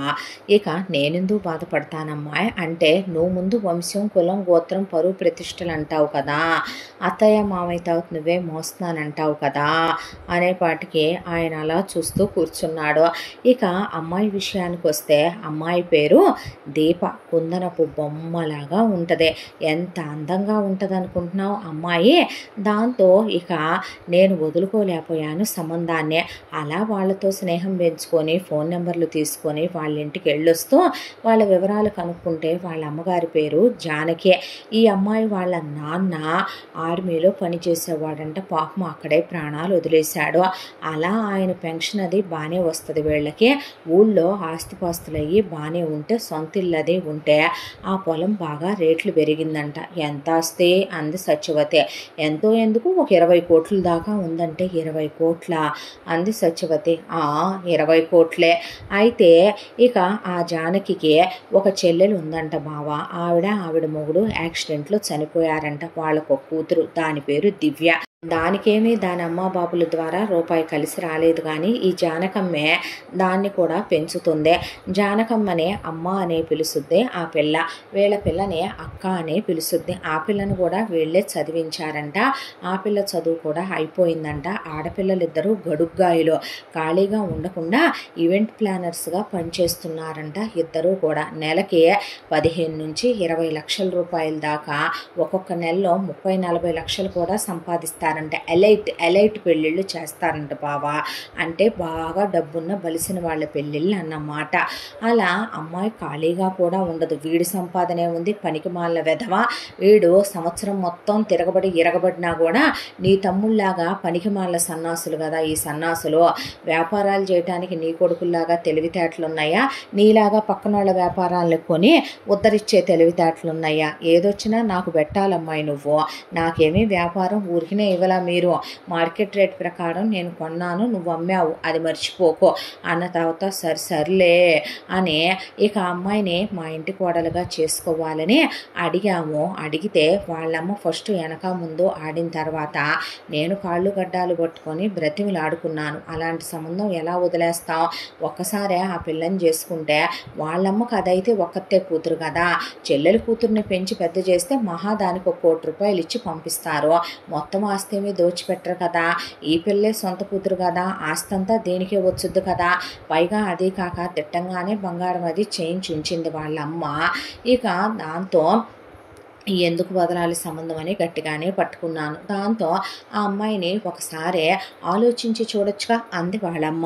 అనేసరికి సరేనని ఆ అమ్మాయి నాతో, ఆంటీ చూడండి, పెళ్ళంటే 2 మనుషులు కాదు 2 కుటుంబాలు కూడా కలవాలి, పరువు ప్రతిష్టలతో ముడిపడి ఉన్న వాటినే పెళ్ళిళ్ళు అంటారు, నాకు మీలో ఒక అమ్మ మీ హస్బెండ్లో ఒక నాన్న కనపడాలి ఆంటీ, ఎందుకంటే నేను తండ్రి ప్రేమ ఎలా ఉంటుందో ఎరగను, మావాడికి మా కుటుంబం ముగ్గురమే అయినప్పటికీ మేము అన్యోన్యంగా ఉంటాము, నేను వచ్చే కుటుంబం కూడా అలాగే ఉండాలనుకుంటున్నాను, మీ చిన్నబ్బాయి నాకు ఓ తమ్ముడు అవుతాడు అనుకుంటున్నాను, మీ అబ్బాయి విషయం దగ్గరికి వచ్చేపాటికి ఏదో పెద్దోళ్ళు చెప్పారులే, అరేంజ్డ్ మ్యారేజ్లే అన్నట్టు ఉంటే నాకు నచ్చదు, నాకు ప్రేమించే భర్త కావాలి, నాతో రొమాంటిక్గా ఉండే భర్త కావాలి, నన్ను అర్థం చేసుకునే భర్త కావాలి, నా వైపు స్టాండ్ తీసుకునే భర్త కావాలి, నా వైపు మాట్లాడాలి, న్యాయం అనేది ఉంటే తొందరపాటు తన ఉండకూడదు, అనుమానించకూడదు, అవమానించకూడదు, పెళ్ళికి ముందే మీ అబ్బాయి ఎలా ఉంటాడో నాకు తెలిస్తేనే నేను పెళ్ళికి ఒప్పుకుంటాను, అలాగే ఒక హెల్తీ రిలేషన్షిప్ మెయింటైన్ చేయటానికి కారణం ఇక చాలామంది అబ్బాయిలు అయితే ఫిజికల్ రిలేషన్షిప్ కోసం, డబ్బు కోసం, అందం కోసం చదువుకున్నారనో లేదా ఫ్యామిలీ బ్యాక్గ్రౌండ్లో చూసే చేసుకున్నట్టు మీ అబ్బాయి చేసుకోకూడదు, నన్నుగా ప్రేమించాలని అడిగింది. దాంతో ఆ అమ్మాయి అడిగింది ఏమైనా ఇవ్వలేని వరాలా బావా అంటే, నువ్వు అమ్మలా ఉంటావా అని అడిగేపాటికి నీలో ఆడతనం లేదేమో కానీ నీలాగా నేను అడ్డమైన సంబంధాలు అయిన వాళ్ళని నీ అన్న కూతుర్నిచ్చి నువ్వు పెద్దోడికి ఇచ్చి చేసినట్టు చేసి మనశ్శాంతి లేకుండా వాడికి దానికి మధ్య పిల్లలని తంపీలు పెట్టి చివరికి అది ఫోన్లో మాట్లాడబట్టే పెద్దోడికి ఆ రోజు అంత యాక్సిడెంట్ అయ్యి పిల్లా జల్లా లేకుండా పోయాడే, అలా కొడుకులకి కోడళ్లతో విడాకులు ఇప్పించి ఇంట్లో కూర్చోబెట్టుకునే రకాన్ని కాదులే కానీ నేను, మరి నాటకాలు ఏడకక్క నువ్వు అని వీళ్ళు ఒకళ్ళని ఒకళ్ళు 100 సెటైర్లు వేసి తిట్టుకుంటారు. ఊళ్ళో వాళ్ళందరి ముందు ఒకళ్ళనొకళ్ళు నానా మాటలు అని చాడీలు చెప్పుకొని వ్యవహారం దగ్గరకు వచ్చేపాటికి ఇద్దరు చాలా క్లోజ్గా ఉన్నట్టు నటిస్తారని వాళ్ళకి తెలుసు. దాంతోనే మగాళ్ళేమీ మాట్లాడలేదు అక్కడ. అయితే ఆ అమ్మాయి మా కోళ్ళు అవ్వటమే వరం, ఏం మాయరోగం చూసుకోక ఏం చేస్తాడు బావా, పొయ్యే కాలం ఆ వీడికి, ఎక్కడ దాకా వస్తే ఆ పిల్ల నిప్పు లాంటిది, ఈ ఎదవే ఈ పనికిమాల సన్నాసి కాలేజీలో దేన్నన్న గోకి కాలు జారిన రకమేమో కానీ ఎంతైనా మీ తమ్ముడు పనికిమాలనోడు, సెకండ్ సెటప్లు పెట్టలా, ఈడు ఓ పనికిమాల ఎదవేమో కానీ ఆ పిల్ల కరెక్ట్ అయిన పిల్లే, వాళ్ళమ్మ నిప్పు లాంటి పిల్లే, అందుకే ఆ ఫ్యామిలీ చాలా బాగుంది అని ఆ పిల్లని రేపో మాపో తీసుకొచ్చి వీడికిచ్చి పంపుతాను, ఒక 6 నెలల నుంచి ట్రావెలింగ్లోనే ఉన్నారులే, నువ్వు రేపోసారి ఆ పిల్లని చూడు బావా, నీకు నచ్చుద్దే, ఆ తర్వాత వాళ్ళందరినీ మన ఇంటికి భోజనానికి పిలుద్దాం, ఓసారే ఫ్యామిలీలు కూడా కలిసినట్టుంటాయి, ఎంతైనా పెద్దోడివే, నీకు చెప్పకుండా నీ మరదలుగా నేనే నిర్ణయాలు తీసుకోను అని 36 వంకర్లు తిప్పింది సరోజ. ఎంతకీ అమ్మాయి ఫోటో కూడా చూపించలా. అయ్యో నామతి మరుపు మండ, ఈడేడి ఈలోపు అనేసరికి పనుందని అన్నయ్య వెళ్ళాడమ్మా అనేసరికి అరెరే అనేసరికి నువ్వెక్కడికి రా, నాకు పనుందని సురేష్ రమేష్ వెళ్ళిపోయారు. ఎంత దాంట్లో ఈ విషయం నీకు తెలియదమ్మా అనే ఆయన తమ్ముడిని అడిగితే నాకేమీ చెప్పదుగా అన్నయ్య, మళ్ళీ మీరు అడుగుతారెందుకో అన్నాడు ప్రసాదరావు. అబ్బో ఈయన పెంచాడు మరి నా కొడుకుల్ని అనేసింది సరోజ. ఇదిగో బావా ఫోన్లో ఫోటో అనేసరికి ఫోన్ స్విచ్ ఆఫ్ అయిపోయింది, పెద్దోడా ఫోన్ స్విచ్ ఆఫ్ అయిపోయింది చూడయ్యా అనేసరికి నువ్వు ఛార్జింగ్ పెట్టుకోలేదనుకుంటా పిన్ని, పవర్ ఆఫ్ అయిపోయింది, అరెరే రేపు డైరెక్ట్గానే చూద్దుగానిలే బావా అన్న తర్వాత, చూడు పిన్ని, అమ్మ నువ్వు ప్రతి చిన్న విషయానికి ఇలా గొడవపడి మాట్లాడుకోవటం, ఏమన్నా ఒకళ్ళనొకళ్ళు సెటైర్లు వేసుకోవటం పద్ధతిగా ఉందా, 10 మందికి పలుసునైపోవటం లేదో, రేపు నీ కొడుకులకి పెళ్ళిళ్ళై కోడళ్ళు వస్తారు, వాళ్ళ ముందు కూడా ఇలాగే ఉంటారా, నీకు వచ్చి కూడా పోయిందిరా, మీ అమ్మేమైనా మారిందా అనే పాటికి అరవింద్ మనసు చివుక్కుమన్నాక, పిన్ని మాట్లాడే ముందు కొంచెం వెనక ముందు ఆలోచించు. అవును కదరా, మీ అమ్మ నోటి కిందేగా ఒకటి నిన్ను పెళ్లి చేసుకునేదాకా వచ్చి తెగదెంపులు చేసుకుని వెళ్ళి నువ్వు చివరికి ఏ గతి లేక మళ్ళీ దీని అన్న కూతురు ఆ పోరంబొకలు దాన్నే నువ్వు చేసుకోవాల్సి వస్తుంది. నీ కర్మకే. మీకు అన్నీ ఉన్నాయి అనుకుంటాను కానిరా నేను, అదేందో మీ బతుకులకే ఎవత్తి దొరికితే దాన్నే కట్టేస్తుంది మీ అమ్మ. అదుగదుగో పని చేసేది ఉంది చూడు, దాని కూతురు నయంరా నువ్వు చేసుకునే నీ మరదల కన్నా. ఒరే, మగాడికి జడేసినట్టుంటాయి కానీ అవి రెండు ఆడేలాగా ఉంటాయి అనే చేసుకున్నారా? అవునులే, మీ అమ్మ దగ్గరే ఆడలక్షణాలు ఉండవుగా అనేసి వెళ్ళిపోయింది సరోజ. దీని దుంపదగా నన్ను ఎన్ని మాటలందో, ఎలా చేసుతో చూస్తాను కొడుకు పెళ్ళి. రానిరా, వాళ్ళకి నేను చెప్పాల్సినవి నేను చెప్తాను. ఇది మొత్తం ఆర్పేసిందని, సంసారం చిన్నాభిన్నం చేసిందని, కుటుంబాలనే ఇది ఎక్కడెక్కడ చిన్నాభిన్నం చేసుకుంటూ పోయిందని చెప్పపోతే చూడండి నోరు ముయ్యమ్మ. చాలే కానీ ఇంకా నువ్వు చేసావని ఆవిడ అన్న మాటలేమీ అబద్ధం కాదులే. వాళ్ళన్నా బాగుపడినవు. ఇన్నాళ్ళ నుంచే ఎటు వాళ్ళ ఏడుపేదో వాళ్ళు ఏడుచుకుంటున్నారో, నువ్వేదో మా బ్రతుకులను సరిగ్గా ఉద్ధరించి ఏడ్చినట్టు అనేసరికి నీకు నువ్వనుకున్నది జరిగితే చాలు కదవే. అన్నయ్య బ్రతుకు నా బ్రతుకు ఏమైపోతే నీకెందుకు అనేసి ఆర్య అరవింద్ అక్కడి నుంచి వెళ్ళిపోయారు. అదేంది నేనేమన్నానని అంతరిచ్చిపోయారు నీ కొడుకులు అనే పాటికి ఛీ అని ఆయన అక్కడి నుంచి లేచి వెళ్ళిపోయాడు. ఆ తర్వాత నెక్స్ట్ డే ఈవినింగ్ 5 అయింది టైం. వాతావరణం చాలా ప్లెజెంట్గా, అసలు చాలా పీస్ఫుల్గా ఉంది ఆ రోజు ఈవినింగ్. ఆ తర్వాత ఇక ఆఫీస్ అయిపోబోతుంది. కాసేపట్లో 6 కల్లా బయలుదేరాలి, ఈరోజు ఎర్లీగా వెళ్ళాలి, వేరే బయట ఒక పని ఉంది అని చెప్పి అరవిందో ఆడికి ఫోన్ చేశాడు. ఫోన్ చేస్తే నువ్వే వచ్చే అన్నయ్య అనేపాటికి నేనే వస్తాను లేరా డాడీ, నువ్వు నేను కలిసి వెళదాం అనేసరికి సరే డాడీకి కూడా చెప్దాం ఈ విషయం అని చెప్పి ఆర్య ల్యాప్టాప్లో తన వర్క్ ఫినిష్ చేసుకుని అప్పుడే బయటకు వస్తుంటే బాబు ఈ ఫైల్ అర్జెంట్ అయ్యా, కొంచెం చూడండి బాబు అని మేనేజర్ గారిస్తే అంకుల్ అనేసరికి మా బాబు కదూ చూడమ్మా ఆర్య అనేసరికి ఆర్య ఫైల్ చూస్తూ నిలబడ్డాడు. కూర్చో బాబు అంటే పర్లేదు అంకుల్ ఇప్పుడు దాకా కూర్చున్నానుగా అనేసరికి అప్పుడే వీళ్ళ ఆఫీసు కిందకి సురేష్ పెళ్లి చేసుకోబోయే దీప వచ్చారు. దీపని భాస్కర్ రావుకు చూపించమని సరోజ చెప్పడంతో ఆ అమ్మాయిని వెంట పెట్టుకొని వచ్చాడు సురేష్ అక్కడికే. వీళ్ళ ఆఫీస్ పక్కనే టెంపుల్ చాలా అందంగా ఉంటుంది. దాంతో సురేష్కి ఫోన్ వచ్చి ఫోన్ మాట్లాడుతుంటే సురేష్ నువ్వు ఫోన్ మాట్లాడు, నేను ఈలోపు టెంపుల్లోకి వెళ్ళొస్తానంటే దీప టెంపుల్లో అయిపోయిన తర్వాత ఈ ఫ్లోర్లో ఉంటుంది ఆఫీసు, వచ్చేసాయి. అక్కడికి రాగానే నిన్ను నువ్వు పరిచయం చేసుకోనక్కర్లేదులే, అందరూ నీకు తెలుసు కదా, నువ్వు వాళ్ళకి తెలియదు కదా, నేను వెళ్ళేసరికి చెప్తానులే అన్నాడు సురేష్. సరేనని ఆ అమ్మాయి గుడికి వెళితే సురేష్ ఫోన్ మాట్లాడుకోవటం అయిపోయాక పై ఫ్లోర్లోకి వచ్చాడు. పై ఫ్లోర్లోకి అలా వచ్చాడో రాలేదో అక్కడే ఉన్న భాస్కర్ రావు రే ఇట్రారా అనేపాటికి ఆపేదనా అన్న అనే లోపలికి వెళ్ళిపోయి ఆయనతో మాట్లాడుతూ కూర్చుండిపోయాడు సురేష్. ఈలోపు దీప కింద గుళ్ళో ఇక ఆ అమ్మాయి పూజ ఫినిష్ చేసుకుని పైకి వచ్చి కరెక్ట్గా డోర్ దగ్గర నుంచునే పాటికి అలా ఫైల్ వైపు చూస్తున్న వాడల్లా ఆర్య డోర్ వైపు చూసి ఆ ఫైలు చేతిలోనే ఉండిపోయి ఒక్క క్షణం పాటు మనిషి స్టన్ అయిపోయినట్టు అలా నిలబడిపోయాడు. మేనేజర్ గారు ఆర్య ఎప్పుడు ఏ ఆడదాని వైపు అలా చూడటం ఆయన చూసెరుగడు. అలాంటిది ఆర్య ఏంటి అలా చూస్తున్నాడని ఆయన అలాగే నిలబడేసరికి ఒక అమ్మాయి అలా డోర్ తీసుకొని లోపలికి వచ్చేసరికి అణువణువు ఒక అమ్మాయిని ఇంచు బై ఇంచు స్కాన్ చేస్తూ ఆ అమ్మాయి దేవతలా ఉంది. రెడ్ కలర్ శారీలో కరెక్ట్గా 4 వేళ్ళు అంత నడుం మాత్రమే కనపడేలా బొడ్డుకి 2 వేళ్ల కిందకి చీర కట్టే లాంగ్ హెయిర్ అలా వెరబోసే తల్లో గుళ్ళో ఇచ్చిన పువ్వులు పెట్టుకుని ఆ అమ్మాయి అలా ఒక సింపుల్గా ఉన్న హ్యాండ్ బ్యాగ్ వేసుకుని కుంకుమ పెట్టుకుని విభూది పెట్టుకుని మెళ్ళో మెరుస్తున్న ఒక చైను, చేతికున్న బ్రేస్లెట్, చేతికున్న వాచ్, ఉంగరాలు, కాళ్ళకున్న పట్టీలు, ఆ అమ్మాయి వేసుకున్న చెప్పులు, ఇక అమ్మాయిని అణువణువు చూస్తూ ఆ అమ్మాయి వేసుకున్న రెడ్ లిప్స్టిక్ పెదవులు, కాటుక కళ్ళు, అసలు ఒక దివ్యమోహన రూపం ఏదో ఆకాశం నుంచి భూలోకంలోకి తన కోసమే వచ్చిందా, తన మగతనాన్ని సవాలు చేస్తూ అన్నట్టు ఆ అమ్మాయి వైపు అలా చూస్తూ నిలబడిపోయే బహుశా ఈ అమ్మాయి ఇంటర్వ్యూకి ఏమైనా వచ్చిందా, జాబ్ కోసం ఏమైనా వచ్చిందా, లేదా పై ఫ్లోర్లో కింద ఫ్లోర్లో ఉన్న ఆఫీసులకు వెళుతూ అడ్రస్ మర్చిపోయి ఏమైనా వచ్చిందా అనే తనను తాను మర్చిపోయి ఆ ఫైల్ మేనేజర్ గారికి అలా వదిలేసి ఆయన వైపు కూడా చూడకుండా అసలు ఇదేమీ పట్టించుకోకుండా చుట్టూ అది ఆఫీసు, ప్రపంచం, మనుషులు ఉన్నారన్నది కూడా మైండ్లో పెట్టుకోకుండా వెళ్ళి చెయ్యి జాపి హాయ్ అని చెయ్యిచ్చాడు ఆ అమ్మాయికి. ఆర్యకి దీప తెలియదు, కానీ దీపకి ఆర్య వాళ్ళ ఫ్యామిలీని అందరినీ సురేష్ ఫోటోల్లో చూపించడం వల్ల హాయ్ అండి అని దీప చెయ్యిచ్చేసరికి ఆ అమ్మాయి చేతి స్పర్శకే పులకించిపోయింది తన మగతనం, తన హృదయం. దాంతో ఆ అమ్మాయి చేయి అలానే పట్టుకొని ఉండేసరికి మీ పేరు అనేసరికి ఆ అమ్మాయి చెప్పబోతుంటే దీప అన్నయ్య తన పేరు అనేసరికి ఓ అని అసలు సురేష్ చెప్పేది కూడా వినిపించుకోలేదు ఆర్య.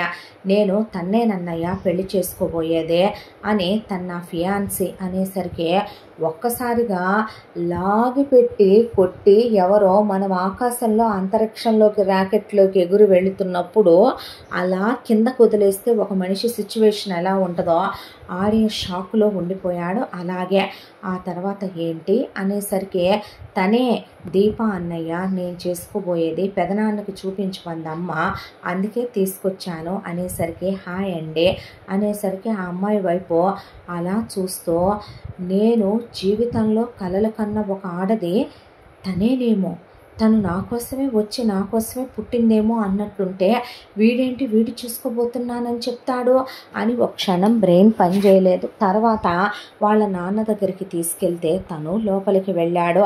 లోపలికి వెళ్ళేసరికి ఈలోపు అరవింద్ కూడా వచ్చాడు. వచ్చి అరవింద్ లోపలికి వచ్చిన తర్వాత తను మా పెద్దన్నయ్య అరవింద్ అంటే నమస్తే అండి అంటే నమస్తే అమ్మా అన్న తర్వాత చిన్నన్నయ్యని చూసావుగా ఆర్య అన్న తర్వాత పెదనాన్న భాస్కర్ రావు అన్నాక నమస్తే అంకుల్ అన్నాక ఆ అమ్మాయి సంస్కారం కట్టుబొట్టు ఆయనకి తెగ నచ్చేసింది.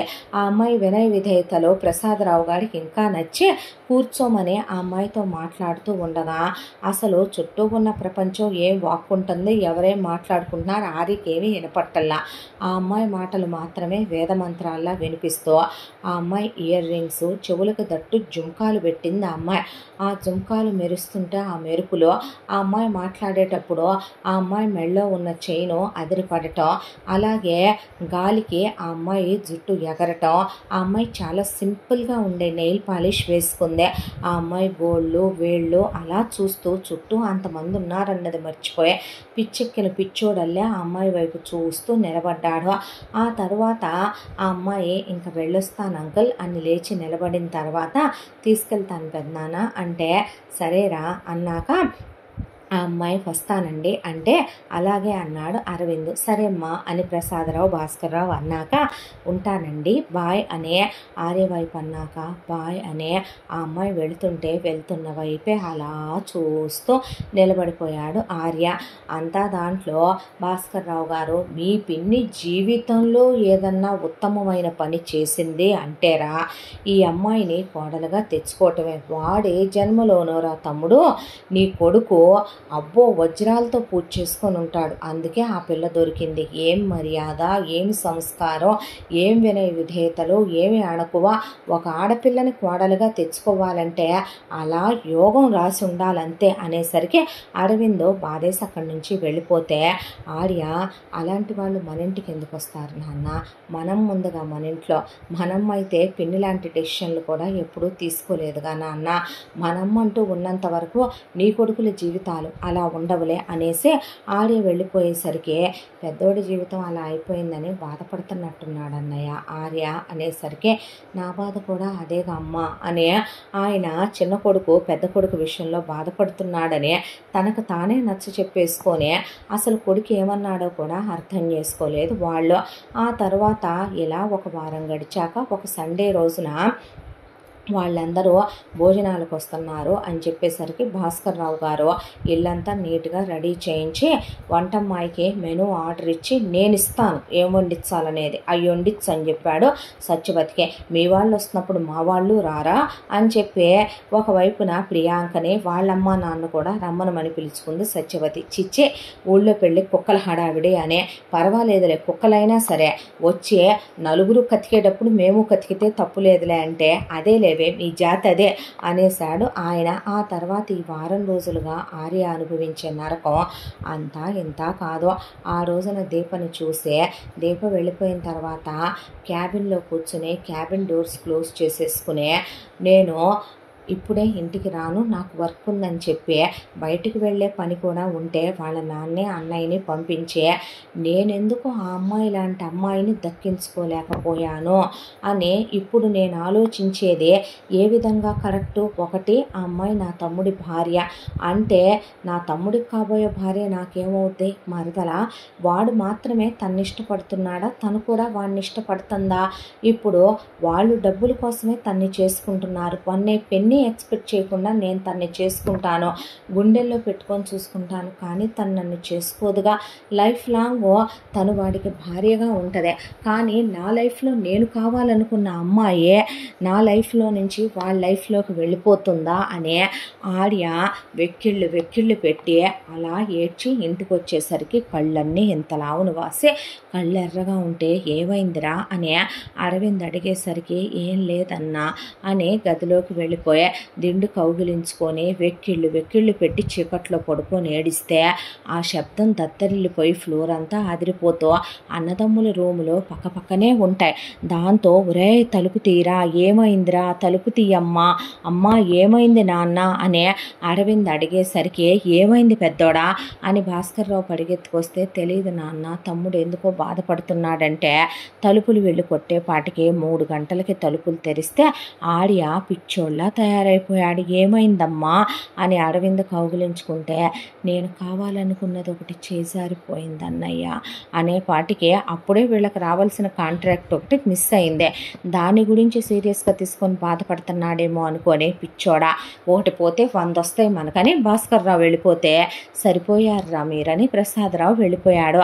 ఆ తర్వాత ఏంటి నాన్న కాంట్రాక్ట్ గురించా ఆఫ్టర్ ఆల్ పోతే పోయిందిరా ప్రెస్టీజియస్ కాంట్రాక్ట్ ఏమీ కాదదే 100 తెచ్చి నీ కాళ్ళ ముందు పెడతాడు నీ అన్న నీకేం తక్కువమ్మా అనేసరికి నువ్వు ఇవ్వలేని కూడా కొన్ని ఉంటాయన్నా నేను కావాలనుకున్నదైతే నాకు దక్కదగా నువ్వు 100 తెచ్చినా అదైతే మిస్ అయిపోయింది కదన్నా అనేసి ఆర్య దిగులు పెట్టుకుంటే అసలే తమ్ముడు సెన్సిటివ్ అని తెలిసి వెళ్ళి ఒళ్ళో పడుకోబెట్టుకొని తమ్ముడికి భోజనం తినిపించి అలా గుండెల మీద పడుకొని నిద్రపుచ్చాడు అరవింద్.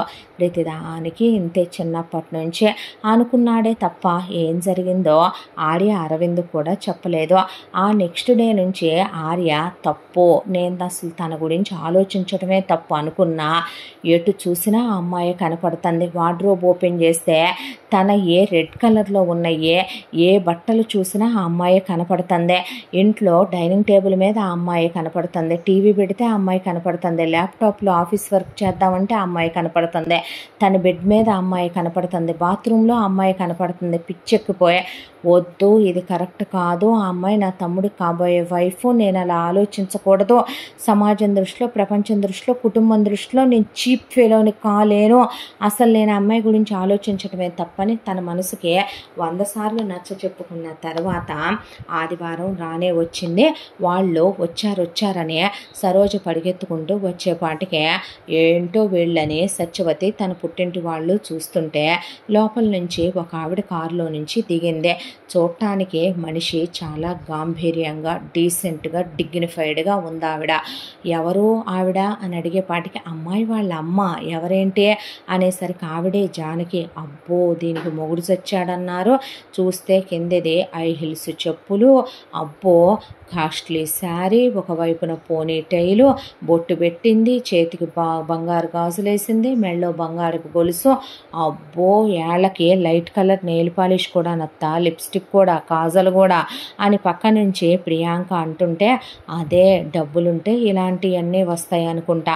నువ్వు వేసుకున్నా కూడా నీకు సూట్ అవ్వవు లేవే, వాళ్ళు చదువుకున్నోళ్ళు, ఆమె కూడా డిగ్రీ చదువుకుందంట అన్నాడు భాస్కర్ రావు గారు. అనేసరికి వెనకాలే దివ్య కూడా దిగారు.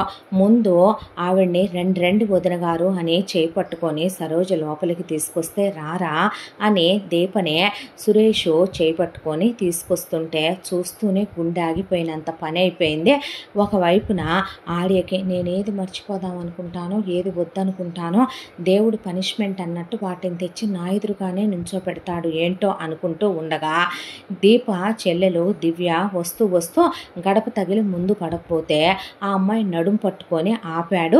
పరిగెత్తుకుంటూ వెళ్ళి అరవింద్ వెళ్ళేసరికి థ్యాంక్ యూ అండి, పడ్డానా అంటే, లేదు కొంచెం ఉంటే పడేదానివే, అయినా గడపున్నప్పుడు చీర ఇలా ఎత్తి పట్టుకొని నడవాలి అనేసరికి థ్యాంక్స్ అనేసరికి సరే రా అనేసరికి ఉండండి పరిచయం చేసుకుందాం, హాయ్ ఐఎమ్ దివ్య అంది చేయి చాపి. అనేసరికి అరవింద్ ఓ తెలుసు మీరు పరిచయం అన్నావు, నేను తెలియదుగా మీకు అన్న తర్వాత మీరు అంటే బాగాలేదులే నువ్వు అనేస్తానే అన్న తర్వాత రండి అనే, ఇక ఈయన మా బావగారు భాస్కర్ రావు అంటే నమస్కారం అండి, నమస్తే అమ్మా అన్నాక మా తోడి కోడలు చెప్పానే, మా తోడి కోడలు మల్లెపూల దగ్గర ఇలా పూల దగ్గర తగాదా పెట్టుకుందని వదిన గారు, ఆవిడే ఈవిడ సత్యవతి, ఆ సత్యవతి అని ఎక్కడిచ్చింది ఒకవైపున సరోజ. ఎక్కడిచ్చిన తర్వాత అదేంటే ఇచ్చిని నిలుపుకోలేక రొయ్యల గుంట్లో చేపల గుంట్లలో పోయినాయి అని చెప్పుకోలే ఇయ్యపురాలకి అనేసరికి, అయ్యో సరోజ, రోజా పూల సరోజ చెప్పుకోలేదా అంది సత్యవతి.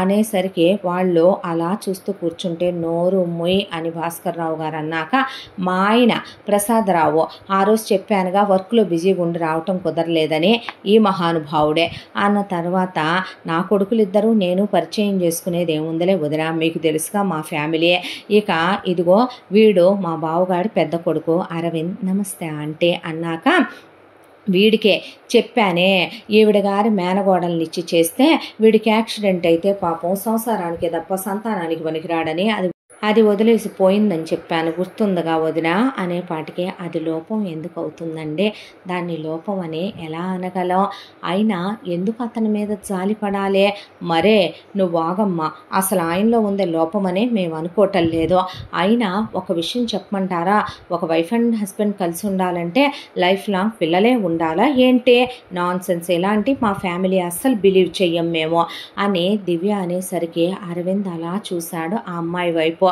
ఇక ఆ అమ్మాయి కళ్ళల్లో కళ్ళు పెట్టి చూసేసరికి ఏదో గుండెల్లో ఇన్నాళ్ళు ప్రపంచం అంతా తన మీద జాలిపడే ఆ అమ్మాయి అలా మాట్లాడేసరికి భాస్కర్ రావు ఆర్య కూడా అలా చూసేసరికి ఒకవైపున దీప, అవునండి ఆయన చాలా మంచివారు కాబట్టే ఆవిడ అలా ఉన్నా సరే ఆయన యాక్సెప్ట్ చేసి ఉంటారేమో కాదు, అంతకాలం ఆయన ప్రేమని మిస్ అయ్యానని, ఆయన్ని మిస్ అయ్యానని ఆవిడే ఫీల్ అయ్యారేమో బహుశా, ఆవిడ ఫీల్ అవ్వకపోయినా అలాంటి మంచి వారిని వదిలేస్తే మళ్ళీ అలాంటి హస్బెండ్ రాడేమో కాదు లైఫ్లో, పిల్లల కోసమని వైఫ్ అండ్ హస్బెండ్ విడిపోవటం ఏంటండి ఫూలిష్నెస్గా, లైఫ్ లాంగ్ ఒకళ్ళని కలిపి ఉంచేది ప్రేమ బంధం కదో అన్న తర్వాత వీళ్ళు భోంచేస్తూ ఉండగా దీపకి అవి వేసుకోరా ఇవి వేసుకోరా, అవి తినరా ఇవి తినరా అని సురేష్ పెట్టడం, ఆ అమ్మాయి పెదాల కంటితే టిష్యూతో తుడవటం చూసి ఒక కత్తితో ఎవరన్నా తను పొడి చేసి చంపేసినా పోద్దేమో అన్నట్టు అనిపించింది ఆర్యకే.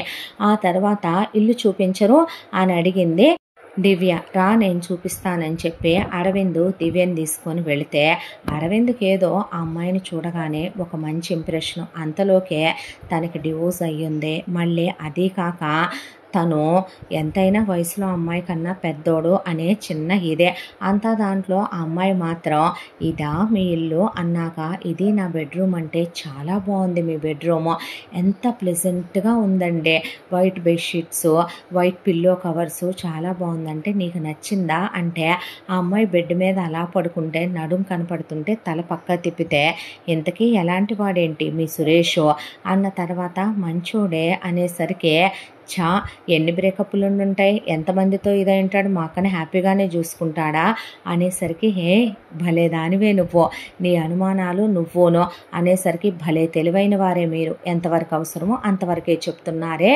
అని ఆ అమ్మాయి లేచి నుంచున్న తర్వాత నా ఇన్స్టాగ్రామ్ ఫేస్బుక్ ఇది అనేసరికి అలాగే ఫాలో అవ్వండి అందే. అన్న తర్వాత ఫ్రెండ్స్ అని అన్నాక నవ్వేశాడు అరవింద్. ముమ్ము అంటూ సాఫ్ట్ టాయ్లా భలే ఉన్నారండి ముద్దుగా అనే పాటికి నేనే సాఫ్ట్ టాయ్ కాదు, బాగానే మాట్లాడతా, కాదులేండి నేను చాలా ఫాస్ట్ కదా, మీరు చాలా స్లోగా ఉన్నారులేండి అనేసరికి అల్లరిదానివే బాగా అనే వీళ్ళిద్దరూ అలా మాట్లాడుకుంటూ కూర్చునేసరికి ఆర్యదీపనే ముందు ఇల్లంతా చూపిస్తానన్నాడు తన బెడ్రూమ్ దగ్గరికి తీసుకొచ్చి, ఇది నా బెడ్రూమ్ అన్నాక చాలా బాగుందండి అన్నాక, ఏం బాగుంది, కొంచెం మెస్సీగా ఉంటుంది, పర్లేదండి ఏం మెస్సీగా లేదో, ఈ వాల్స్ మీద ఉన్న ప్రోవెబ్స్ మీకున్న గోల్ గురించి బాగా చెప్తున్నాయి అన్నాక, నీకు నచ్చిందా, కూర్చో అంటే పర్లేదండి, వెళ్దామంటే పర్లేదు కూర్చో అని ఆ అమ్మాయిని కూర్చోబెట్టి, ప్రతి రూమ్లో ఫ్రిడ్జ్ ఉంటుంది, కోక్ ఓకేనా అని కోక్ ఇచ్చాక అందులో బీర్ క్యాన్స్ ఉంటే, అంటే అప్పుడప్పుడు ఎప్పుడన్నా రిలాక్సేషన్ కోసం, పర్లేదండి ఏదో వైఫ్కి చెప్పినట్టు ఆ అమ్మాయికి చెప్తుంటే ఆ అమ్మాయికి ఇబ్బందిగా అనిపించి ఆ అమ్మాయి కూర్చుంటే కోక్ ఓపెన్ చేసి ఇచ్చాడు. తాగుతూ కూర్చుంటే, అవును వాడిని మీ అమ్మగారు చెప్పారని మా పిన్ని చెప్పిందని చేసుకుంటున్నావా, లేకపోతే పర్సనల్గా నీకు నచ్చాడా అనేపాటికి అంటే అంది దీప.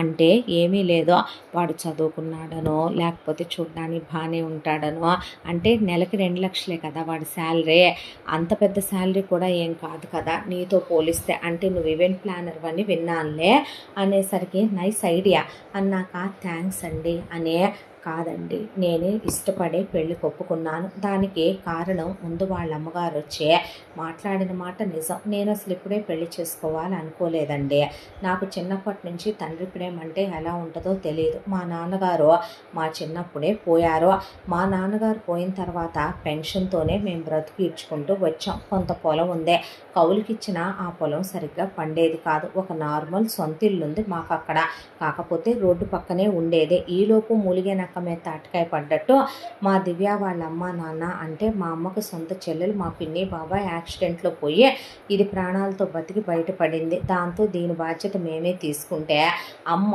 దాన్ని దత్తతే తీసేసుకుంటే అమ్మనే నన్ను అక్కనే పిలుచుతే దాన్ని నేను చెల్లిలాగా, అమ్మ సొంత కూతురులా చిన్న కూతురులా చూసుకుంటుంది. ఆ తర్వాత చాలా కష్టాలు పడ్డాం, ఫినాన్షియల్ క్రైసిస్ అయినా కష్టపడి చదువుకున్నాం, బాగానే చదువుకుంటాం ఇద్దరం కూడా. ఆ తర్వాత ఉన్నట్టుండి ఏ దేవుడు కరుణించాడో రీసెంట్గానే మా చదువులు ఎండింగ్కి వచ్చిన టైంలో ఒక్కసారిగా మా పొలం బాగా రేటు పెరిగిపోయింది, మా ఇంటి దగ్గర ఉన్న స్థలాలన్నింటిలో డెవలప్మెంట్లు పడి మా ఇంటి స్థలం చాలా రేటు పెరిగింది, దాంతోనే అమ్మని మొత్తం అమ్మేమన్నాము, మొత్తం ఒక 25 CR దాకా వచ్చిన ఆ డబ్బులు తీసుకొని సిటీకి వచ్చేసాం, మా చదువులు కంప్లీట్ అయిపోయినాయి. ఆ తర్వాత మంచిగా ఒక ల్యాండ్ కొనుక్కొని దాంట్లో ఇల్లు కన్స్ట్రక్ట్ చేయించుకున్నాం, ఒక 3 CR అయిపోయినాయి. ఆ తర్వాత ఒక 2 CR అమ్మ తన పేరు మీద వేసుకొని 20 CRలో చెల్లికి నాకు చెరసగం ఇచ్చి చెయ్యాలి అని దాని మీద ఇంట్రెస్ట్లు దాచిపెట్టి ఇద్దరికి బంగారం అయితే చేయించి పక్కన పెట్టి ఉంచింది. ఖాళీగా ఉంటాం ఎందుకని చెప్పి అమ్మ దగ్గర కొన్ని డబ్బులు తీసుకొని మాకున్న ఐడియాతో ఈ ఈవెంట్ ప్లానర్స్గా వర్క్ చేస్తున్నాము, ఓన్గా బిజినెస్ పెట్టుకున్నాము. ఇలా ఉన్న మా లైఫ్లోకి అనుకోకుండా మీ పిన్ని గారు గుళ్ళో పరిచయమై వచ్చారు. వచ్చిన తర్వాత ఆవిడ వాళ్ళ పెద్దబ్బాయిని పెళ్లి చేసుకోమని అడిగారు. మీ కులం నచ్చిందనో, మీ వంశ ప్రతిష్ట నచ్చిందనో, ఇంటి పేరు నచ్చింది, గోత్రం నచ్చిందనో నేను చేసుకోవాలనుకోలేదు. ఎందుకంటే నా లైఫ్ మీద నాకు చాలా ఎక్స్పెక్టేషన్స్ ఉన్నాయండి. మీ తమ్ముడితో నేను మాట్లాడాలన్నాను, నేను హెల్దీ రిలేషన్షిప్లో ట్రావెల్ చేసుకున్నాళ్ళు ఒకళ్ళ గురించి ఒకళ్ళని తెలుసుకోవాలన్నాను. అలా సురేష్ నా దగ్గరకు వచ్చాడు. వచ్చినప్పుడే చాలా ఇంప్రెసివ్గా మాట్లాడాడు. మా అమ్మని తన అమ్మలా చూసుకుంటానని, నాకు లేని తండ్రి ప్రేమని తనిస్తానని, మీ పిన్ని బాబాయ్ కూడా నాకు అమ్మా నాన్నల్లా ఉంటారని, తన తమ్ముడు నాకు తమ్ముడు అవుతాడని, తను మమ్మ పప్ప బాయ్ కాదని, చెప్పుడు మాటలు తను వినడని, ఆ తర్వాత తనది మెల్లగా గ్రోత్ వచ్చేటటువంటి ఆఫీసేనని, అంతగా అయితే తను కూడా కొన్నాళ్ళు పోయాక ఒక బిజినెస్ పెట్టుకుంటానని, నన్ను చాలా హ్యాపీగా చూసుకుంటానని చెప్పాడు. ఆ తర్వాత నేను ముందే చెప్పాను, ట్రావెల్ చేస్తున్నామంటే ముద్దులు హగ్గులు పరిధులు దాటిన పెంపకాలు మా అమ్మ మమ్మల్ని పెంచలేదు, పెళ్ళయ్యేంత వరకు హద్దుల్లో ఉండాలి అని మా అమ్మ చెప్పింది. మా చెల్లి నేను అలాగే ఉంటాం కూడాను. ఆ విషయమే మీ తమ్ముడికి కూడా చెప్పాను. ఒక అమ్మాయి అబ్బాయి కలిసి ఉండాలంటే దానికి వాళ్ళు ఫిజికల్గానే క్లోజ్ అవ్వక్కర్లేదు, పవిత్రంగా సీతారాము సినిమాలో లాగా కూడా ప్రేమించుకోవచ్చు అని మీ తమ్ముడు చెప్తే ఆహా అని నాకు ఆశ్చర్యం వేసింది. ఆ రోజు నుంచే మీ తమ్ముడు తన ప్రేమని నాకు చూపిస్తూనే ఉన్నాడు. ఎర్లీ మార్నింగ్ మా ఇంటి దగ్గరకు వచ్చేవాడు, చెల్లిని నన్ను తనే పిక్ చేసుకుని డ్రాప్ చేసేవాడు. ఈవినింగ్ ఎంత లేట్ అయినా మా ఆఫీస్ దగ్గరకు వచ్చి వెయిట్ చేసేవాడు, నాకు ఫోన్లు చేసేవాడు, మెసేజ్లు చేసేవాడు, డైలీ బొకే తెచ్చేవాడు. ఆ తర్వాత నా బర్త్డే సెలబ్రేట్ చేశాడు, ప్రపోజ్ చేశాడు, ఇదిగో ప్రపోజల్ రింగ్ పెట్టాడు. ఆ తర్వాత గిఫ్ట్లు ఇచ్చాడు. నా కోసమని ఫోనుల్లో రాత్రంతా గంటలు గంటలు మాట్లాడేవాడు, పగలంతా గంటలు గంటలు మాట్లాడేవాడు. ఏదో అలసిపోతూ అలసట వస్తూ ఉన్నా సరే నాతో మాట్లాడుతూనే ఆఫీస్ వర్క్ కూడా చేసుకునేవాడు. ఎంత హెక్టిక్గా ఉన్నా తనకి నా మీద ఉన్న ప్రేమ నాకు అర్థమైంది. దాంతోనే పెళ్ళి ఒప్పుకున్నాను. తను నన్ను హ్యాపీగా చూసుకుంటాడనే నమ్మకం ఉండే ఒప్పుకున్నాను అని చెప్పింది దీప. ఆ తర్వాత ఆ నమ్మకం నీకు నాలో కనిపించలేదు, నేను నీకు మగాళ్ళ అనిపించలేదు. ఆఫ్టర్ ఆల్ 2 లక్షలు సంపాదించే వాడు నీకు అద్భుతంగా కనిపించాడు, నేను కనిపించలేదు, అది నా కర్మ అనుకునే పద వెళదామని ఆ అమ్మాయికి ఇల్లంతా చూపిస్తానన్నోడు కిందకి తీసుకెళ్ళిపోయాడు. ఆ తర్వాత వాళ్ళు కాసేపటికి బాయ్ చెప్పి బయలుదేరి వెళ్ళిపోయిన తర్వాత ఆర్య వెళ్ళి పెట్టెలు పెట్టెలు పెట్టెలు పెట్టెలు సిగరెట్లు తాగి అక్కడే ఉన్న ఫ్లవర్ వాజులు అవి మొత్తం పగలగొట్టేసేపాటికి పరిగెత్తుకుంటూ వెళ్ళాడు. అక్కడికి అరవింద్ ఏమైందిరా అనేపాటికి ఏం లేదన్నా, పిచ్చి పట్టిందా ఏంటి, చేయి కట్ అయిపోయిందని చేతికి కట్టుకట్టి తీసుకొచ్చి కూర్చోబెడితే ఏముంది, నువ్వు చూస్తేనేమో పెళ్ళాన్ని వదిలేసావు, నీకు చూస్తేనేమో పిల్ల జల్ల పుట్టే ఇది లేదు, వీడు చూస్తే మదమెక్కి ఓ దాన్ని లవ్ చేశానని తీసుకొచ్చాడు, అది పోయి ఇంకా నయం ఇప్పుడు నా మేనగోడలు రాబోతుంది, లేదంటే వీడి బతుకు నీ బతుకులాగానే తయారయ్యేది అనే పాటికి అక్కడున్న ఫ్లవర్ వాజులు తీసుకొని అమ్మకేసి కొట్టాడు ఆర్య. అందులో ఒకటి సత్యవతికి తగిలితే అయ్యయ్యో షాట్ మిస్ అయింది నాన్న అన్నాడు భాస్కర్ రావు. అన్నాక ఒక వారం రోజులకి అక్కడికి ఇక సరోజ వచ్చింది. ఈ వారం రోజులుగా దివ్య అరవింద్కి ఎలా ఉన్నారని మెసేజ్ పెట్టి ఇద్దరు మాట్లాడుకోవటం. ఆ తర్వాత బయట కూడా ఇద్దరు నేను షాపింగ్కి వెళ్తున్నా, సినిమాకి వెళ్తున్నా అంటే ఇద్దరు కలిసి వెళ్ళటం, వీళ్ళిద్దరూ క్లోజ్ అవటం. ఐ లవ్ యూ చెప్పుకోవట్లేదు కానీ డీప్ లవ్లో మునిగిపోయారు వాళ్ళిద్దరూ.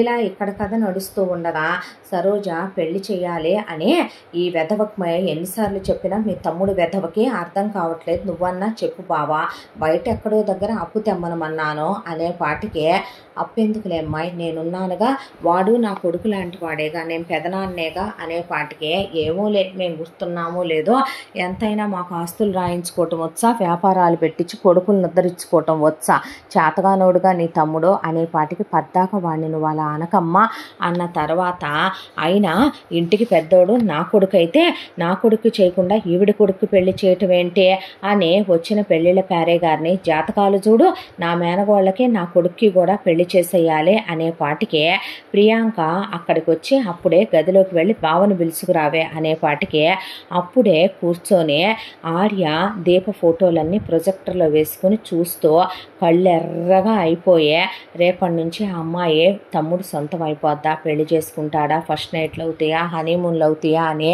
ఒకటే ఏడుస్తుంటే బావా అనుకుంటూ వెళ్ళేసరికి కళ్ళు తుడుచుకొని ప్రొజెక్టర్ ఆఫ్ చేసి కూర్చుంటే ఏం చేస్తున్నావు అంటే ఏం చేయట్లేదు, అత్తయ్య రమ్మందంటే వస్తాను వెళ్ళనేసరికి అది కాదు బావా కాసేపు తలిపోయినా 1 గంట సేపు అంటే దేనికి అనేసరికి తెలీదా ఏంటి, నాకేమి ప్రెగ్నెన్సీలు రావులే, నేను తెచ్చాను వస్తూ, నువ్వు అందుకేగా నన్ను దూరం పెడుతున్నావు అనేసరికి లాగి చంపి ఇక్కడ చెళ్ళు అనిపిస్తే రీసౌండ్ కిందకు వచ్చిందే, పిచ్చా ఎంట్రా నీకు, మనుషులను కొడతావు సైకోగా శాడిస్ట్గా అనేసి కిందకు వెళ్ళింది ప్రియాంక.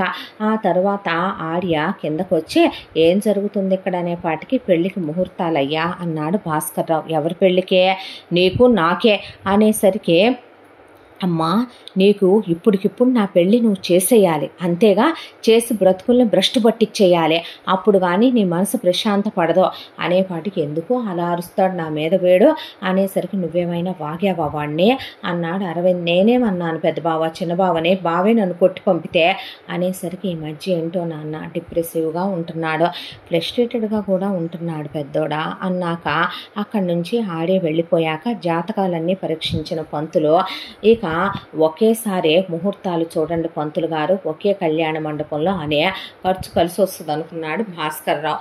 అనుకున్నాక ఇంకా నువ్వు మా అబ్బాయి పెళ్ళికి పెట్టే ఖర్చు ఏముందలే బావా అనేసరికి అమ్మాయి వాడు నా కొడుకే, వీడు నా కొడుకే, నువ్వు మమ్మల్ని వేరు చేయకమ్మా, అదేంటి వాడు కూడా నీ కొడుకేనా, నీకే పుట్టాడా అంది సత్యవతే. సత్యవతి చంప చెల్లు అనేసరికి మెదలకుండా కూర్చుంటే పూజారి గారు, అయ్యా భాస్కర్ రావు గారు, 2 ముహూర్తాలండి, ఒకటి మీ అబ్బాయి ఆర్యకి, మీ మేనగోడలు ప్రియాంకకే, ఆ పెళ్ళి ముందు జరుగుద్ది, ఇంటికి పెద్ద అబ్బాయి కాబట్టి, తర్వాత 5 నిమిషాలకే వీళ్ళబ్బాయి సురేష్కి ఆ అమ్మాయి దీపకి పెళ్ళి అనేపాటికి ఆ మాట విన్న ఆర్య కుప్పకూలిపోయాడు. ఆ తర్వాత ఏది ఏమైనా జరగనివ్వు, తన్నే పెళ్లి కూతురుగా చూసుకోవాలి, తన్నే గుండెల నిండా రూపాన్ని నింపుకోవాలి, కానీ తను చచ్చిన ప్రాణం చంపుకొని ప్రియాంకను పెళ్లి చేసుకోకూడదు, అబ్రాడ్ వెళ్ళిపోవాలి, చచ్చే రోజంటూ వస్తే తిరిగి వచ్చే దీప ఒళ్ళోనే కన్ను ముయ్యాలని టికెట్స్ బుక్ చేసేసుకున్నాడు అబ్రాడ్కే. ఒకవైపున నెల రోజుల ముందే ఆర్య వీళ్ళు పెళ్లి బట్టలకి అక్కడ నగలకి వెళ్ళిన దగ్గర దీప దగ్గరకు వచ్చి, ఆర్య నీకేం కావాలో అవన్నీ కొనుక్కో అని చెప్పిన తర్వాత వచ్చేటప్పుడు సురేష్ వాళ్ళ అమ్మ సరోజ ఒక 20 లక్షల అప్పు తీసుకొని ఇందులోనే కొనుక్కోమ్మా నగలని చెప్తే, అంత ఆర్య చెప్పిన ఆ అమ్మాయి 20 లక్షల్లోనే బట్టలు నగలు తీసుకుంటే ఏం చేస్తున్నావురా అని ఆర్య సురేష్ని అడిగితే, అమ్మ 20 ఇచ్చిందన్నా, అందులోనే తీసుకోమంది, తను అందులోనే తీసుకుందంటే, నేను తీసుకోమన్నా నువ్వు తీసుకోలే, ఎందుకంటే మీ అత్తగారు చెప్పింది కదా 20లో తీసుకోమని, నీ కాబోయే మొగుడు డబ్బులు కడుతున్నాడు కదా, నీ అత్తింటి వాళ్ళు చులకనైపోతారు కదో, అందుకే నువ్వు నీకు నచ్చినట్టే తీసుకున్నావన్నమాట అని కళ్ళల్లో నీళ్లు తిరిగిపోతే, అంతా దాంట్లో భాస్కర్ రావు ఏం చేస్తున్నావే అని సత్యవతిని అడిగితే, నగలయ్యా అని, బిల్ ఎంతంటే 5 కోట్లు సార్ అన్నాడు షాప్ వాడు. ఏంటి అనేసరికి, అవును ఆ మాత్రం నగలు పెట్టొద్దా ఏంటి అని, నేను తీసుకుంటున్నాను అనేపాటికి చెప్పు తెగుద్దే, నీకు చాలా నగలున్నాయి పద అనేపాటికి, ఇదేదో కొత్తగా వచ్చిందంటే పెళ్ళి డ్యాన్సర్స్ వేసుకునే మేడం అవే అనేపాటికి, పెద్ద తేడా ఏమీ లేదులేమ్మా, రికార్డింగ్ డ్యాన్సులు వేసుకునే ఫ్యామిలీయే, మూసుకొని పదమని 5 కోట్ల నగలు మాత్రం తీసుకుంది తన మేనగోడలు ప్రియాంకకే. అక్కడి నుంచి వీళ్ళు ఇంటికి వచ్చారు. వచ్చిన తర్వాత ఒకవైపున 2 పెళ్ళిళ్ళు ఒకేసారి కాబట్టి మెహందీ, హల్దీ, సంగీతం అన్నిటి ముహూర్తాలు కూడా కలిపే పెట్టుకున్నారు. ఆ అమ్మాయిని ఎంగేజ్మెంట్లో చూసే తమాయించుకోలేకపోయాడు ఆర్య. అలాంటిదే ఇలా చూసి అసలు తట్టుకోలేకపోతున్నాడు. మెహందీ జరుగుతున్న రోజున ఒకవైపున అరవింద్ పేరు దివ్య చేతిలో రాయించుకొని ఎలా ఉంది అని అడిగితే, చాలా బాగుంది అంటే, అన్నీ తెలిసి కూడా తెలియనట్టు ఉంటావు కదా నువ్వు అనేసరికి ఆ అమ్మాయిని పక్కకు లాగి 30 lakhs పెట్టి ఆ అమ్మాయి కోసం ఒక డైమండ్ నెక్లెస్ కొని మెళ్ళో పెడితే, ఇదెందుకు కొన్నట్టు అనేసరికి, నేను నీ ఫ్రెండ్వనేనా, అయితే నేను ఫ్రెండ్స్ దగ్గర ఎంత కాస్ట్లీ గిఫ్ట్లు తీసుకోనిలే అనేసరికి, నీకు తెలియదు మరి నేను ఎందుకు పెడుతున్నాను అని నడుంగిల్లి వెళ్ళాడు అరవింద్. కనపడ్డ వీడు అనుకుంది దివ్య. అలా వాళ్ళు డీప్ లవ్లో మునిగిపోయారు. ఒకవైపున దీప సురేష్ పేరు రాయించుకుందామని అనుకుంటే, వద్దమ్మా ఆ దరిద్రుడి పేరు రాస్తే డిజైన్ అంతా పాడైపోద్ది, నేను కొత్త డిజైన్ చెప్పి అది పెట్టించుకో అంది సరోజ.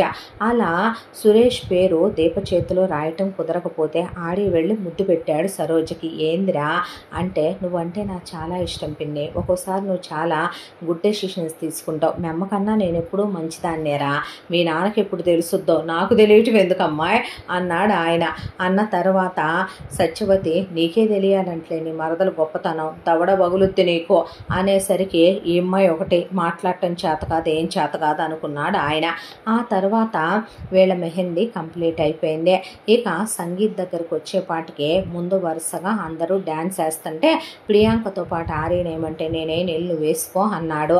ఆ తర్వాత డ్యాన్సులు కంప్లీట్ అయిపోయాక ఇప్పుడు పెళ్లి కొడుకు పెళ్లి కూతురు special performance Deepa Suresh dance చేస్తారనే పాటికి ఆర్య కరెంటు పీకేసి అక్కడున్న వైర్లన్నీ పీకేసి సీడీలన్నీ పీకేసి వాటి మీద ఒక పెద్ద బాటిల్ నీళ్లు డంపేసి వచ్చాడు. నేను చేసేది తప్పే అయినా వాడిని నడుము పట్టుకొని నీ చేతులు పట్టుకొని డాన్స్ చేయటం నాకు నచ్చదురా, నేను చూడలేను అనుకున్నాక అవన్నీ బాగు చేసేపాటికి 5 గంటల టైం బట్టి సంగీతం ఎగిరిపోయింది, స్పెషల్ పెర్ఫార్మెన్స్ ఎగిరిపోయింది. ఆ తర్వాత హల్దీ. ఆ హల్దీ రోజున ఆ అమ్మాయికి తెలియకుండా అందరూ ఉన్న హడావిడిలో అందరూ ఒకళ్ళ మీద ఒకళ్ళు పసుపులు రాసుకుంటూ వాటర్ పోసుకుంటూ ఉండగా చేతుల నిండా హల్దీ తీసుకొని వెళ్ళి ఆ అమ్మాయి ముఖానికి, మెడకి, వీపుకి, నడుంకి, చేతులకి, కాళ్ళకి రాసి ఈ స్పర్శే చాలు గుండెల్లో నిలిపేసుకుంటా నీ టచ్ అనుకొని ఆర్య ఆ అమ్మాయిని స్పృశించి వచ్చాడు. ఎవరో ముట్టుకున్నట్టుందని ఆ అమ్మాయి అదోలా చూసిందే. ఆ తర్వాత ఇక పెళ్లి ముహూర్తం రానే వచ్చింది. పెళ్లి కూతురుగా ఆ అమ్మాయిని తనే ఫస్ట్ చూడాలని వెళ్ళి తలుపు కొట్టాడు. బ్యూటీషియన్ తలుపు ఓపెన్ చేస్తే దేవతలాగా ఉంది ఆ అమ్మాయి. ఆ అమ్మాయిని చూడటానికి 2 కళ్ళు సరిపోవట్లేదు. ఆ అమ్మాయి మాట వరుసకు అందనే. అందరూ హల్దీలో ఎల్లో తీసుకుంటే మనం క్రీమ్ కలర్ తీసుకుందామంటే తను క్రీమే తీసుకున్నాడు. పెళ్ళికి నేను రెడ్ తీసుకుంటా, నువ్వు క్రీమ్కి రెడ్ వచ్చింది తీసుకోమంటే తన అలాగే తీసుకున్నాడు. ఆ అమ్మాయి అందని మెహందీకి అందరూ గ్రీన్ తీసుకుంటుంటే మనం బ్లూ తీసుకుందాం అందని అలాగే తీసుకున్నాడు. అలాంటిదే ఆ అమ్మాయితో ఏ క్షణం తను ఎంత దాంట్లో మాట్లాడిందే లేదు, కలిసిందే లేదు. ఆ అమ్మాయి తనకు ఆ స్పేస్ ఇచ్చిందే లేదు. ఇక ఆశ అనేదే వదిలేసుకోవటం మంచిదే అనుకోనే ఏంటండి అంటే ఇక్కడ నువ్వున్నావా అనేసరికి అనే సరేనని తలిపైపోతే లోపలికి వచ్చి కూర్చొని ఆ అమ్మాయిని అలా చూస్తూ కూర్చున్నాడు. ఆ తర్వాత బాగున్నానండి అని ఆ అమ్మాయి అడిగితే చాలా బాగున్నావు, నీకేమైంది అని ఆ అమ్మాయిని చూస్తూ నెక్స్ట్ ఏంటి అంటే హనీమూన్కి ఇక్కడికి టికెట్లు బుక్ చేశాను అన్నాడు సురేష్. అనేసరికి ఇక అమ్మాయిని ఇప్పుడు రేప్ చేసైనా తన దాన్ని చేసుకోవాలన్నట్టు తన నరాలు బద్దలైపోతుంటే అక్కడ ఉండకూడదని నేను వెళ్తున్నానని లేచి వచ్చే ముందు తన ఒంటి మీద ఉన్న అప్పటి వరకు పెళ్లి కొడుకుని చేసిన బట్టలు తీసి పక్కన విసిరేసి జీన్స్ ప్యాంటు టీషర్ట్ వేసుకొని బ్యాగ్ వేసుకొని వెళ్తుంటే అరవింద్ పరిగెత్తుకుంటూ వచ్చి ఎక్కడికి రా అని చేయి పట్టుకొని లాక్కెళ్తే ఆర్య అరవింద్తో చూసిన వెంటనే తను దీపని ఇష్టపడ్డానని, దీప నాకు వాడు పెళ్లి చేసుకోబోయే అమ్మాయిని తెలియదన్నా, నేను మన ఆఫీస్కి జాబ్ కోసం వచ్చిందో పై ఫ్లోరు కింద ఫ్లోరు అడ్రస్ ఏదైనా అడగటానికి వచ్చిందో అనుకోనే నేను ఇష్టపడిపోయానన్నా, నేను ఎలాంటి అమ్మాయిని కావాలనుకున్నానో అది తనే అన్నా, తప్పని తెలిసి కూడా నేనే సంగీత్ జరగకుండా ఆపాను, తప్పని తెలిసి కూడా నేనే తనతో క్లోజ్ అవ్వాలని తన పక్కన కూర్చుంటున్నాను, తన టచ్ చాలనుకుంటున్నాను, తనే నాకు స్పేస్ ఇవ్వట్లేదన్నా, వాడిని తను ఇష్టపడకపోతే లేపికెళ్ళిపోదాం అనుకున్నాను, కానీ తను వాడిని ఇష్టపడుతోందన్నా అనేపాటికి పిచ్చి పట్టిందా నీకు, ఏంట్రా ఇదంతా అనేపాటికి ఆ రోజు ఏం కావాలన్నా ఇస్తానన్నావుగా, దీపనివ్వన్నా, లేదంటే నేను తన్ని చూస్తూ ఇలా బ్రతకలేనన్నా, తన్నేం చేసేస్తానో అనే దాంతోనే వెళ్ళిపోతున్నానన్నా అనేపాటికే ఈలోపు వెళ్ళి ఇక్కడ మాట్లాడుకుంటూ ఉండగా పెళ్లి కూతురు లేచిపోయిందో అనే సరోజ కేకలు పెట్టేపాటికి ఎవరు పిన్ని అనే అరవిందో ఆర్య అనేపాటికి ఇంకెవర్రా నీ తమ్ముడు చేసుకోబోయే మీ అమ్మ ప్రియాతి ప్రియమైన మేనగోడలు ప్రియాంక కనపట్టలేదంట అనేపాటికి ఈలోపు వీళ్ళు లోపలికి వచ్చేసరికి అందరి ఫోన్లకి ఏక టైంలో వీడియో మెసేజ్లు వచ్చినాయి. ఏంటా అని ఓపెన్ చేస్తే ఆ మెసేజ్ల్లో ఉన్న సారాంశం ఏంటంటే అందరూ కలిపి ప్రొజెక్టర్ ఆన్ చేసి వేయమనమన్నారు. వేస్తే అందులో ఒకవైపున సురేష్ మరొక వైపున ప్రియాంక నిలబడుండే నీకు సిగ్గుందంటే బుద్ధి లేందానా అనే సరోజని సురేష్ అనేపాటికి సరోజ అలా చూస్తూ నుంచుంటే కడుపు కన్నం తింటున్నావా, కంపలెమ్మటి గడ్డి తింటున్నావా, నాకు అసలు దాన్ని చేసుకోవటం ఇష్టం లేదు, ఆ దీపని నేను ప్రేమించలేదు, ప్రతి క్షణం దాంతో నటించలేక చచ్చాను, దాని దగ్గర డబ్బులున్నాయని దాని క్లోజ్ అవ్వమంటావు, దాని అమ్మ దగ్గర నటించమంటావు, దాని చెల్లెలికి కూడా నేను క్లోజ్ అవుదాం అనుకున్నాను, దాని చెల్లెల్నే ఏకంగా నేను కామన్గా తాళి కట్టి ఇద్దరికి మొగుడినవుదామనుకున్నాను. అవి ఆడయంటే అసలు ముట్టుకొనిస్తున్నాయంటే మగాడు టచ్ చేయకూడదంట, పవిత్రంగా సీతారామం ప్రేమలు కావాలంట. ఏం చేసుకోనే నేను డబ్బుల కోసం దాన్ని పెళ్లి చేసుకొని, నాకు వద్దది, నాకు నచ్చలేదది. అత్త, నీకో విషయం చెప్పనా, నువ్వు మనిషి జాతిలో పుట్టినటువంటి అతి నీచకరమైనటువంటి పందికన్నా హీనమైన జన్మే సత్యవతి నీది అనేసింది ప్రియాంక. దాంతో అందరూ అలా నిలబడేపాటికి, ఏంటే అంత ఆశ్చర్యపోయి చూస్తున్నావో, ఏంటా ఇలా మాట్లాడుతున్నాను నేననా, అసలు మీ ఫ్యామిలీలు రెండు కామన్గా కలిసి ఉన్నప్పటి నుంచే నేను సురేష్ బావ ప్రేమించుకుంటున్నాం. నేను మెచ్యూర్ అయిన దగ్గర నుంచి ఒకే స్కూలు ఒకే కాలేజీలో చేరి మరి మేమిద్దరం లవ్ చేసుకుంటూ అప్పటి నుంచి ఇంటిమేట్ అవుతూ బావతో నాకు ఎన్నోసార్లు ప్రెగ్నెన్సీలు వచ్చి కూడా తీయించుకున్నాను. మేమిద్దరం రోజు ఇంటిమేట్ అవుతూ కూడా బావ నాతో ఇంటిమేట్ అవుతూ దీంతో ఫోన్లో మాట్లాడేవాడు. ఏమే నువ్వు ముట్టుకోనివ్వవా, ఏమే వాడు నీ చెల్లెల్ని కూడా ముట్టుకునే మీ ఇద్దరికీ కలిపి తాళి కడదాం అనుకున్నాడు. మీ ఇద్దరు ఆ ఈవెంట్లో ఏదో పని చేసుకుంటూ డబ్బులు సంపాదించి పెడతారులే, నాతో సుఖపడదాం అనుకుంటే ఒకవైపున నీ చిన్న కొడుకు, నీ పెద్ద కొడుకు ఎటు గేఫెలో పిల్లల్ని కంటానికి పనికిరాడనుకో, నీ చిన్న కొడుకు ముట్టుకోడంట, ముద్దు మురిపెని తీర్చడంట, దగ్గరికి రానివ్వడంట. అలాంటి వాడిని పెళ్లి చేసుకొని నేనేం చేసుకోవాలి, వాడు నా మీద చేయి చేసుకున్నాడు. దాంతోనే అప్పుడే ఒక విషయం నిర్ణయించుకున్నా, ఇంకా నీ కొడుకుతో నాకు వర్కౌట్ అవ్వదు అని. అక్కడికి సురేష్ బావ, నువ్వు ఆర్యగాడితో క్లోజ్ అయినా పర్లేదు, వాడి దగ్గర డబ్బులున్నాయి, మా దగ్గర డబ్బులు లేవు, ఎటు నిన్ను కోడలిగా మా అమ్మ ఒప్పుకోదు, నన్ను అల్లుడిగా మీ ఇంట్లో వాళ్ళు ఒప్పుకోరు, కాబట్టి నువ్వు నేను క్లోజ్ అవుదాము, ఎటు నేను దాని చెల్లెలకు కూడా ఏదో ఒక మొత్తం మందు కలిపి క్లోజ్ అవుతాను, వాటికి వేరే ఆప్షన్ లేకుండా వాటి వైపు ఉన్న ఆస్తి కూడా మనకే వచ్చుద్దని చెప్పాడని, సరేలేమనమని అప్పుడే నీ కొడుకుని చేసుకోవటానికే బావ చెప్పాడని ఒప్పుకొని వచ్చాను నేను.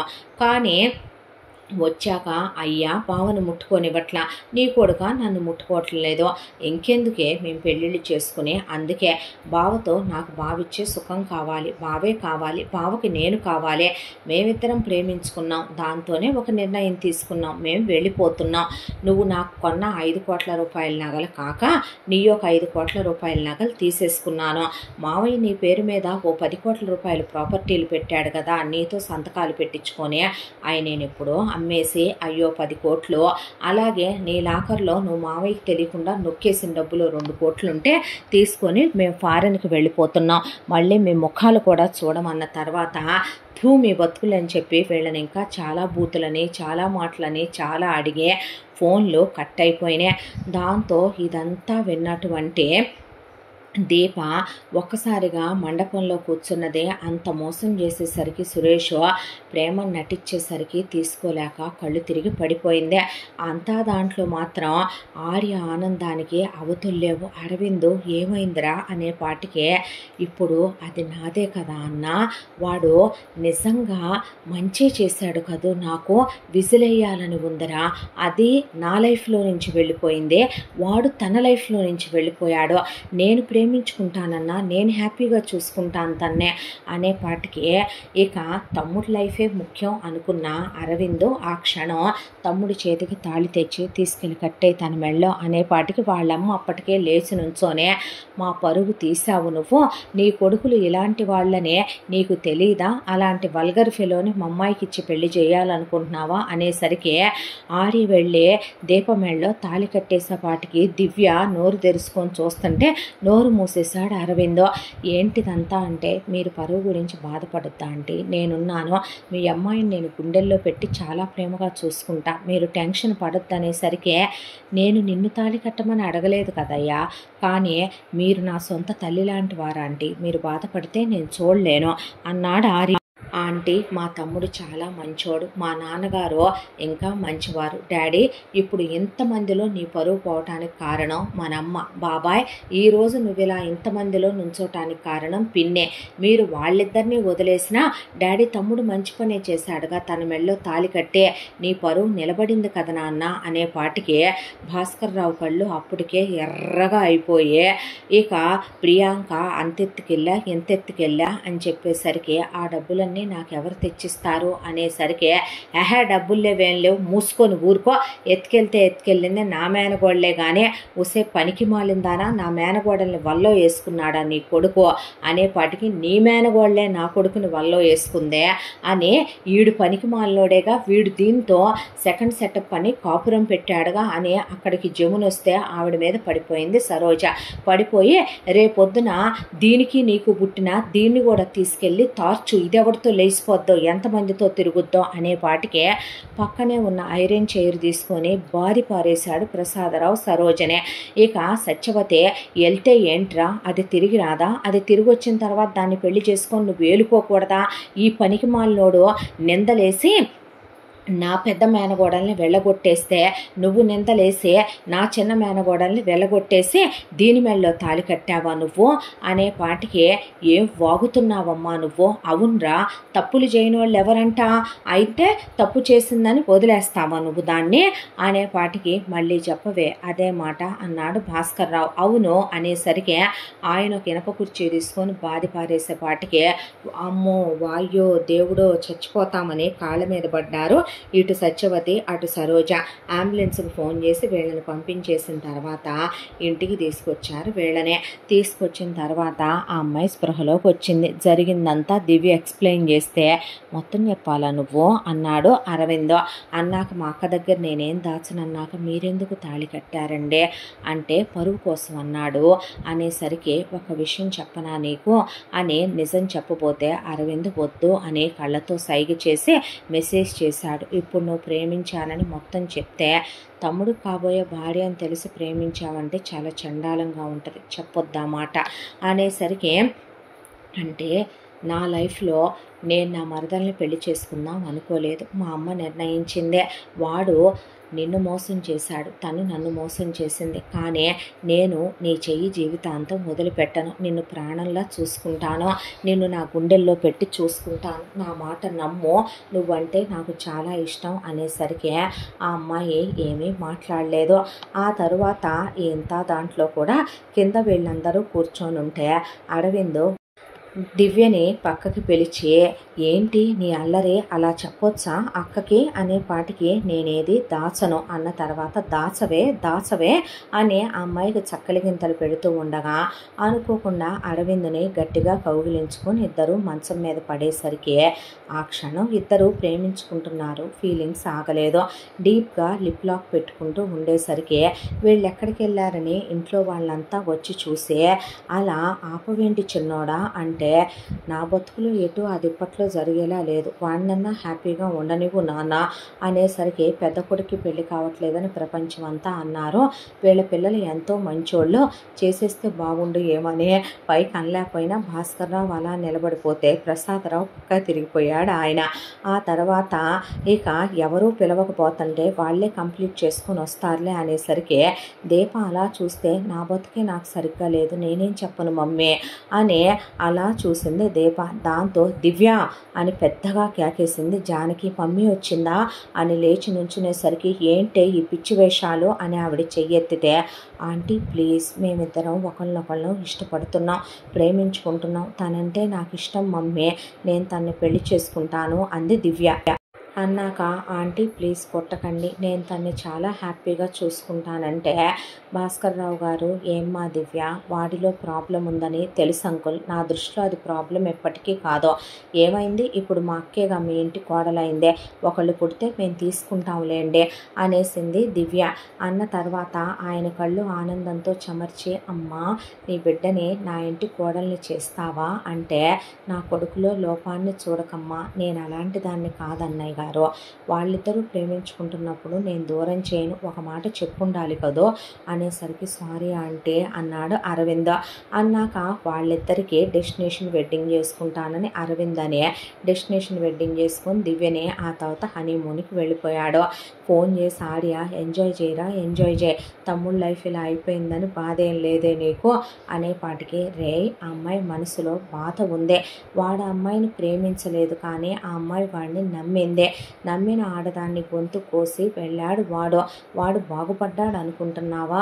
వెళ్ళగానే వాళ్ళ గురించి నేను ఎంక్వైరీ తీయలేదనుకుంటున్నావా? అబ్రాడ్ వెళ్ళి వాడు అది కాపురం పెట్టారు. విచ్చలవిడిగా తీసుకెళ్ళిన డబ్బుల్లో చాలా డబ్బులు దుమ్ము దులిపేసి ఇష్టం వచ్చినట్టు జలసాలకు ఖర్చు పెట్టి విచ్చలవిడి తిరుగుళ్ళు తిరిగేసరికి కొంత డబ్బు ఖర్చు అయింది.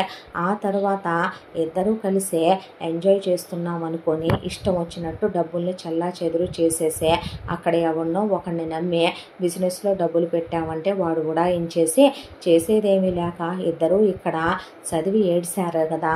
దట్టు ఇది డిగ్రీయేగా ఏడిసింది. వాడు ఇంజనీరింగ్ చేశాడు కదా, దాంతో అక్కడికి వెళ్ళి ఇక్కడికి వస్తే నాన్న నరికేస్తాడనే దాంతో వాడు అక్కడ ఉద్యోగం చేసుకొని దాన్ని పోషించుకుంటున్నాడు. ఇప్పుడు ఆ అమ్మాయి మనసులో నువ్వు చేయాల్సిందేంటి చెప్పు? ఆ అమ్మాయికి క్లోజ్ అవ్వాలంటావు, ఇంటిమేట్ అవ్వాలంటావు.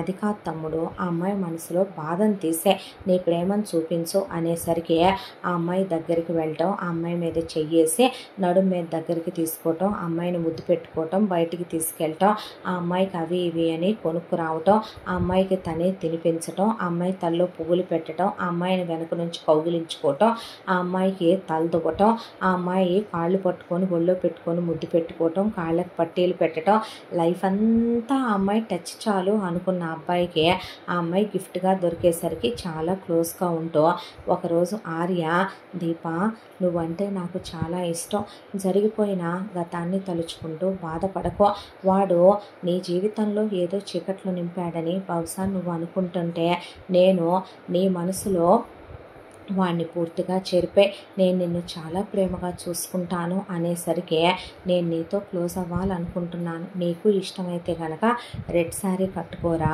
లేదంటే వద్దు నీ ఇష్టం, ఇంకా ఎన్నాళ్ళు ఉందామంటే అన్నాళ్ళు ఉందాం అన్న తర్వాత ఆ అమ్మాయి ఆ రోజు ఏమీ మాట్లాడలా. ఆ తర్వాత 6 నెలలు వీళ్ళిద్దరూ చాలా క్లోజ్ ఫ్రెండ్స్ అయ్యారు. 6 నెలల తర్వాత ఆఫీస్ నుంచి ఫోన్ చేసి ఆర్య, దీప ఈరోజైనా రెడ్ శారీ కట్టుకుంటావా, హనీమూన్కి వెళ్ళాలని ముందే అని అడిగిన తర్వాత సినిమాకి వెళ్ళారు అరవింద్, దివ్య. ఆ తర్వాత దీప ఆలోచించింది. మాట వరుసకైనా ఆర్య దీప సురేష్ని ఇష్టపడ్డానన్నా ఒక్కరోజు దెప్పలేదు, నాకు ఆ గిఫ్ట్లు తెచ్చేవాడన్నా ఒక్కరోజు ఎంచలేదు. ఈ 6 నెలలుగా తను చాలా ప్రేమగా చూసుకుంటాడు. పైగా వాళ్ళమ్మని ఇద్దరు అల్లుళ్ళు చేపట్టుకొని రమ్మనమంటే వాళ్ళమ్మే పెళ్ళైన 1 ఇయర్ వరకు అడగొద్దు, మీకు ప్రైవసీ కావాలని ఆవిడే రాలేదు. అల్లుళ్ళుగా కూడా చాలా మంచివాళ్ళు వీళ్ళు, ఎందుకు దూరం పెట్టాలి, తన భర్త ఏం చేశాడని అనే దాంతో ఆ అమ్మాయి రెడ్ శారీ కట్టుకొని కిందకు వచ్చింది. కరెక్ట్గా అదే టైంకి ఒకవైపున సత్యవతి అప్పటికే ఇంటికి వచ్చి ఒక 2 నెలలు అయింది. వచ్చిన దగ్గర నుంచి వీళ్ళ పడగదులు పక్కనే నుంచొని అరవింద్ దివ్యతో రోజుకి ఎన్నిసార్లు క్లోజ్ అవుతున్నాడు ఏంటనేది కీ హోల్స్లో నుంచి చూసి ఆ అమ్మాయి అంటే చాలా ఇష్టం కాబట్టి మధ్యాహ్నం కూడా ఆఫీస్ నుంచి వచ్చి వాళ్ళు క్లోజ్ అవటం, ట్రిప్పులకి వెళ్ళటం, రిసార్ట్లకు వెళ్ళటం అవన్నీ చూసి తన మేనగోడళ్ళు అనుభవించాల్సిన సుఖం వీళ్ళు అనుభవిస్తున్నారని ఆర్య దగ్గరికి వెళ్ళి ఆర్య బెడ్రూమ్లోకి తొంగి చూస్తే దీప ఇప్పుడిప్పుడే ఆర్య క్లోజ్ అయ్యి చెయ్యేసుకొని పడుకోవటం, ముద్దు పెట్టడం, ఇది నా కొడుకుతో కలవట్లేదన్నమాట అని ఆ విషయం తెలుసుకుంది. ఆర్య దీప అలా క్లోజ్ అవటం చూసే రెడ్ శారీ కట్టుకో హనీమూన్కి వెళ్దాం అనే పాటికి అమ్మాయి ఎర్రచీర కట్టుకొని కిందకు వచ్చింది. కరెక్ట్గా అదే టైంకి ఒకవైపున సత్యవతి ఆడవాళ్ళందరినీ పోగు చేసుకొచ్చి మీకు విషయం తెలుసా, వీటిది వెలయాళ్ళ ఫ్యామిలీ, మీకు ఎలా చెప్పాలి, రెడ్ లైట్ ఏరియా ఉంటుంది, బ్రోతల్ హౌస్ ఉంటుంది, వీటి బాబు అంట మిలిటరీలో చచ్చాడంట, వీటమ్మ నేను పతివ్రతనే అని పగలేమో పతివ్రతల్లాగా వ్యాపారాలు పెట్టి రాత్రి విటులకి తలుపులు తీసే రకాలియే. పోయాడే నా తోడుకోడలు కొడుకు సురేష్ గాడు, వాడు ఇంట్లో మగాళ్ళు లేరు కదా, ఉండేది 3 ఆడోళ్ళు కదా, ముగ్గురిని వాడు ఒకళ్ళ తర్వాత ఒకళ్ళనే అమ్మని కూతుళ్ళని సుఖపెట్టి వాడు బానే పోయాడు. మా కొడుకులకి సిగ్గు శరం లేదు కదా, మా పెద్దోడు ఆల్రెడీ నా మేనగోడల్ని వెళ్ళగొట్టేశాడు కదా పిల్లలు పుట్టలేదన్న రీజన్తో, అదేదో చిన్నపిల్లై తెలిసి తెలియక తప్పు చేసిందని. ఇక రెండో వాడు చూస్తే ప్రేమించింది పోయింది, నా మేనగోడల్ని చేసుకుందామంటే ఆ పిచ్చిదాన్ని నా తోడుకోళ్ళ కొడుకు బుట్టలో వేసుకున్నాడు కదా, దాంతో పాపం అదలా వెళ్ళిపోయింది కదా, దాంతో ఆడదానికి మొహమాసిపోయి ఉన్నారు నా కొడుకులు, మాయ చేసి నా కొడుకుల చేత వీటమ్మ పరువులని ప్రతిష్టలని నాటకాలాడి మంగళసూత్రాలు కట్టించేసి కోడళ్ళుగా తెచ్చి మా ఇంటి మీద పెట్టిందే. అవునులే, అమ్మ ఎంతమందితో తిరిగిందో, కూతుళ్ళు వెలయాళ్ళని తెచ్చి కోడళ్ళని చేసుకున్నాం. మా కర్మకనేపాటికి అత్తయ్య ఏం మాట్లాడుతున్నావో అర్థమైందా? ఏం మాట్లాడలేదే. నీ చెల్లెలు ఎంత బజారుతో తెలుసా? నా పెద్ద కొడుకుతో రోజుకి ఎన్నిసార్లు క్లోజ్ అవుతుందో తెలుసా? నీకు తెలుసా?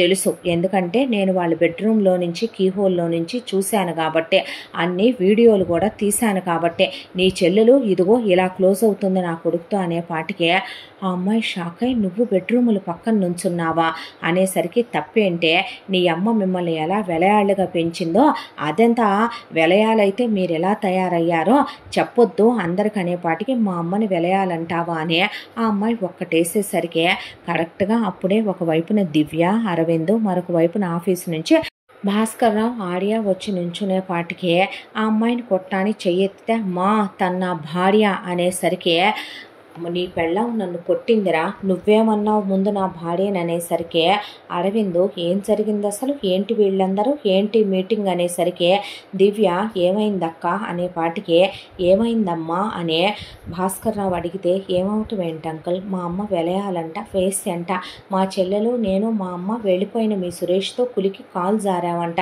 మేము చెడిపోయిన వాళ్ళమంట, మా నాన్నగారు పోయాక మా అమ్మ విటులతో తిరిగి మమ్మల్ని పెంచి పెద్ద చేసిందంట, చెడిపోయిన కోడళ్ళని మీరు చేసుకొచ్చుకున్నారంట, బావగారు మీరు మా చెల్లెలు ఒంటి మీద ఎన్నిసార్లు చేయేస్తున్నారో మీ అమ్మ మీ కీహోల్స్లో నుంచి చూసి, నేను మీ చిన్నబ్బాయితో క్లోజ్ అవటం లేదని చూసి ఎంత అసభ్యంగా మాట్లాడుతోందో తెలుసండి, పడగదుల్లోకి చూసి మీ ఆవిడ వీడియోలు కూడా తీసుకొని వచ్చింది, మీ పెద్ద కొడుకు సంసార జీవితాన్ని వీళ్ళందరికీ చూపిస్తుందండి మీ ఆవిడ, ఇంకేం చెప్తారనే పాటికి ఆయన ముందు లేసి నుంచుంటారా లేదా అని లైసెన్స్డ్ రివాల్వర్ తీసుకునేపాటికి వచ్చిన వాళ్ళందరూ పారిపోయారు అక్కడి నుంచి. ఈలోపు కూతుళ్ళని చూద్దామని అక్కడికి వచ్చిన జానకి ఇదంతా వినే ఆవిడ అలా నిలబడిపోయేపాటికి దివ్య వెళ్ళి లాగిపెట్టి చంప పగలగొట్టింది సత్యవతిదే. మా అమ్మ తప్పుడు పనులు చేసేదంటావంటే, నువ్వు నీ మొగుడితో సంసారం చేసి కులక్కుండానే వీళ్ళిద్దరూ పుట్టారా అని నేను అడిగితే, నీ బతుకు నీ అమ్మ తీసుకెళ్ళి అందరి ముందు పెట్టిందంటయ్యా, నుంచో చూస్తావేంటి నువ్వు అంది అరవిందనే. అనేపాటికి దీప, నేను ఒకటి చెప్పన ఆర్య, మీ అమ్మ లాంటి ఆడది ఉన్న ఇంట్లో కాపురం చేయగలిగిన కోడల్ని కాదు. జరిగిన ఏ విషయాన్నైనా మర్చిపోతాడు మనిషి, కానీ మీ అమ్మ లాంటిది ఉంటే ఆ విషయాలు మర్చిపోనివ్వదు అనే పదమ్మ అని దివ్యని తీసుకొని వాళ్ళ అమ్మని తీసుకుంటే వాళ్ళ ఆడపిల్లలు ఆవిడ వెంట వెళ్ళిపోయారు. వెళ్ళిపోయిన తర్వాత కొడుకులిద్దరూ బ్యాగులు తీసుకొని, ఇలాంటి దాంతో నువ్వు ఉండాల్సిందే నాన్న, నీకో విషయం చెప్పమంటావా, ఒక్కరోజు నానమ్మ తాతయ్య ఈవిడతో హ్యాపీగా లేరు, ఈవిడ వల్లే నా బ్రతుకు నాశనం అయిపోయింది, నేను వాసంతిని చేసుకొని, ఈవిడ వల్లే తమ్ముడు బ్రతుకు నాశనం అయిపోయేదే, వాడికో బ్రేకప్ చేయించారు, ఆ తర్వాత మళ్ళీ మేనగోడల్నిచ్చి పెళ్లి చేయాలనుకుంటే అది లేచిపోయిందే, ఇప్పుడు మా బతుకుల్లో బతుకులు ఉండవు నాన్న ఇక్కడ ఉంటే అని, మేము అక్కడికే వెళతాం, ఇల్లరికాలే ఉంటాం, మా అత్త కాళ్ళ దగ్గరే పడుంటాం, ఏదో ఉద్యోగాలు చేసుకొని బ్రతుకుతూ ఉండాడే, ఈ ఆస్తి వద్దు మీరు వద్దు నాన్న, ఈవిడ్ని చేసుకున్నందుకు లైఫ్ లాంగ్ మీరు ఈవిడతో ఉండండి, మా భార్యలను వదిలేసుకొని మేము బ్రతకలేమని కొడుకులు వెళ్ళిపోయారు.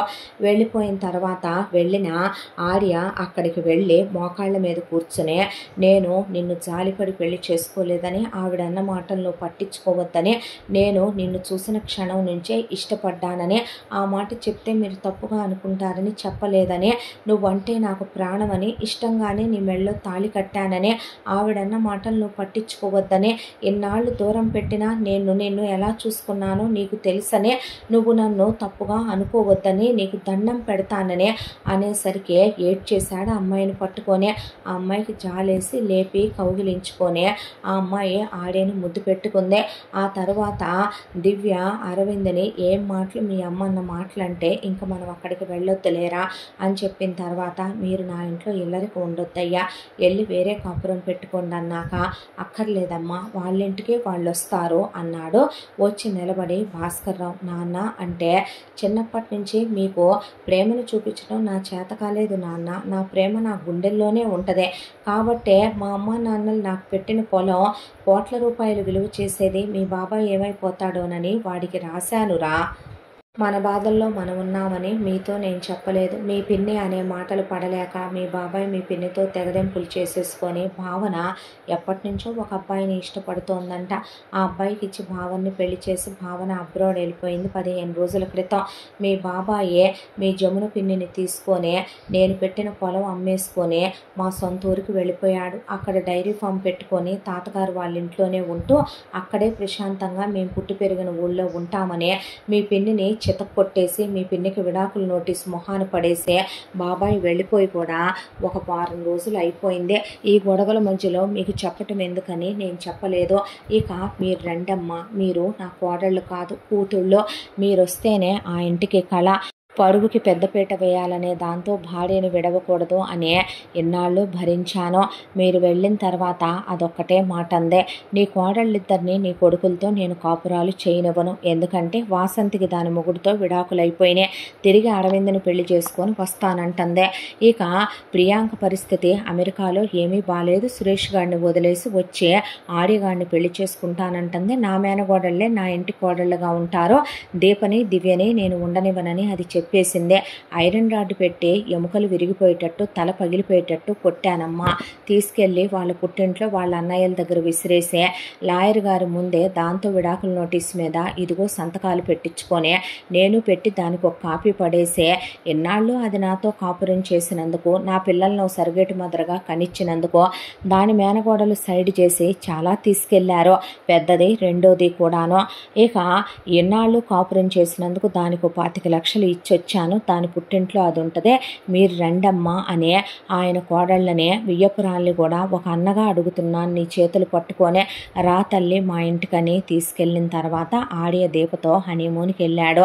చాలా క్లోజ్గా ఇన్నాళ్ళ బ్రహ్మచర్యం అంతా మూటగట్టి పక్కన పెట్టి ఇష్టపడ్డ భార్య పక్కనే ఉండేసరికి చాలా డీప్గా ఇంటిమేటెడ్గా క్లోజ్గా ఉండి అన్యోన్యంగా తిరిగి వచ్చారు. ఇప్పుడు ఇద్దరు కొడుకులు అన్యోన్యంగా కోడళ్లతో వాళ్ళ దాంపత్య జీవితాన్ని సంతోషంగా గడుపుతున్నారు. వ్యాపారం చాలా ముందంజలోకి దూసుకుపోయింది. ఆ తర్వాత పిల్లల్ని కంటానికి వీళ్ళేం టైం తీసుకుందాం అనుకోలేదు. 1 year ఆపుకున్నారు. తర్వాత దీప ప్రెగ్నెంట్ అయ్యింది. ప్రెగ్నెంట్ అయిన తర్వాత ఫస్ట్ బాబు పుట్టాడు. పుట్టిన బాబుని తీసుకెళ్ళి దివ్య ఒళ్ళో పడుకోబెట్టేసి సాంప్రదాయం ప్రకారం దత్తత మహోత్సవ స్వీకారంలో వాళ్ళ తొలిబిడ్డని అరవింద్కి దత్తత ఇచ్చేశారు ఆర్య దీప. అరవింద్ ఆనందానికి అవధులు లేవు. దివ్య దండం పెట్టేసిందే. ఆ తర్వాత జానకి తన 20 కోట్ల ఆస్తి దివ్యకు సగం దీపకు సగం రాస్తే అమ్మ అంటే, అమ్మ అన్నప్పుడు మీ ఇద్దరికి అమ్మనే పిలిపే పంచాననుకున్నావేమే, నేను ఆస్తులు కూడా నా కూతుళ్ళకి సమానంగానే పెడతానని ఆవిడ రాసేసిందే. తర్వాత తొలిబిడ్డని నీకు ఇస్తానని మాటిచ్చానుగా అన్నా అనే పాటికే తమ్ముడిని కౌగిలించుకొని ఏడ్చేశాడు అరవిందో. పెద్ద కొడుకు జీవితం ప్రశాంత పడిందని ఆనందపడే, మీకు ఈసారి పాప పుట్టుద్దేమో, పుడితే పుట్టనివ్వండి మామగారు, వారసుడైతే ఉన్నాడుగా వాడు అనేసింది దీప. తర్వాత మళ్ళీ వీళ్ళకి ఒక బాబు పుట్టాక ఇహజాలు అసలు ఒకళ్ళే అనుకున్నాం, అన్న కోసం ఒకళ్ళని కన్నాం, మా కోసం ఒకళ్ళనే ఆడియా దీప. ఆ తర్వాత హ్యాపీగా దీప ఆపరేషన్ చేయించుకొని వీళ్ళకొక బాబు వాళ్ళకొక బాబు హ్యాపీగా ఉన్నారు. ఇలా ఇక వాళ్ళ సంగతి దగ్గరకు వస్తే కొడుకులు చీకొట్టేసే, మొగుడు వదిలేసి వెళ్ళిపోయి సరోజ అలా ఉంటూ, చిన్న కొడుకు రమేష్ మాత్రం ఒక డబ్బున్న అమ్మాయిని పెళ్లి చేసుకొని ఇల్లరికం వెళ్ళిపోయి నెలకి ఒక 10,000 వేస్తున్నాడు అమ్మకి అడుక్కుంటే. ఆ 10,000లో ఒక 3,000 ఇంటద్దె కట్టుకొని ఒక 7,000 వాడుకుంటూ అలా సరోజ లైఫ్ గడిచిపోతోంది. సత్యవతి ఉన్న డబ్బులు మొత్తం మేనగోడళ్ళకి వాళ్ళ అన్నయ్యలకి ఇచ్చేసుకొని ఒంటి మీద బంగారం అంతా ఒలిసిచ్చేసి వాళ్ళ ఇంట్లో పాచి పని చేసి పెడుతూ వాళ్ళకి వంట పనులు చేసి పెడుతూ ఈ వయసులో మిషన్ కుట్టి డబ్బులు సంపాదించి, ఈ వయసులో పిల్లలకి ట్యూషన్లు చెప్పి, ఈ వయసులో పిండి వంటలు పచ్చళ్ళు అమ్మి ఆ డబ్బులు కూడా వాళ్లే తీసుకుంటూ తన పుట్టింటి వాళ్ళ మీద ఉన్న మక్కువతో రేపొద్దున ఏ మంచానో కంచానో పడితే పరిస్థితి ఏంటని ఆలోచించుకోకుండా సత్యవతి అలా బ్రతికేస్తోంది. ఇక అమెరికాకి వెళ్ళిపోయిన సురేష్ ప్రియాంక రోజు కొట్టుకుంటూ రోజు తిట్టుకుంటూ వాళ్ళు అలా బ్రతికేస్తున్నారు. తన కూతుళ్ళ జీవితం సంతోషంగా ఉన్నందుకు జానకి, తన కొడుకుల జీవితం ఆనందంగా ఉన్నందుకు భాస్కర్రావు ఇప్పటికైనా తన బ్రతుక్కి ఓ స్వేచ్ఛ, స్వతంత్రాలు, ప్రశాంతత వచ్చే తను ప్రేమించిన జమున తనకి తోడుగా ఉందని ప్రసాదరావు. ఇలా వీళ్ళందరి మనసులు కుదుటపడి ఈ కథ ఇలా సుఖాంతమయ్యిందే. ఇంతటితో ఈ కథ సమాప్తం. మళ్ళీ మరొక మంచి కథతో కలుసుకుందాం. తప్పకుండా మన ఛానల్ని లైక్ చేయండి, షేర్ చేయండి, సబ్స్క్రైబ్ చేయండి, బెల్ ఐకాన్ క్లిక్ చేసి ఆల్ అనే బటన్ని ప్రెస్ చేయడం మర్చిపోకండి. ఎంత మంచి కథను మనకు అందించిన కథా రచయిత్రి జి. యామిని శ్రీనివాస్ గారు. మరో మంచి కథతో కలుసుకుందాం. Thank you so much.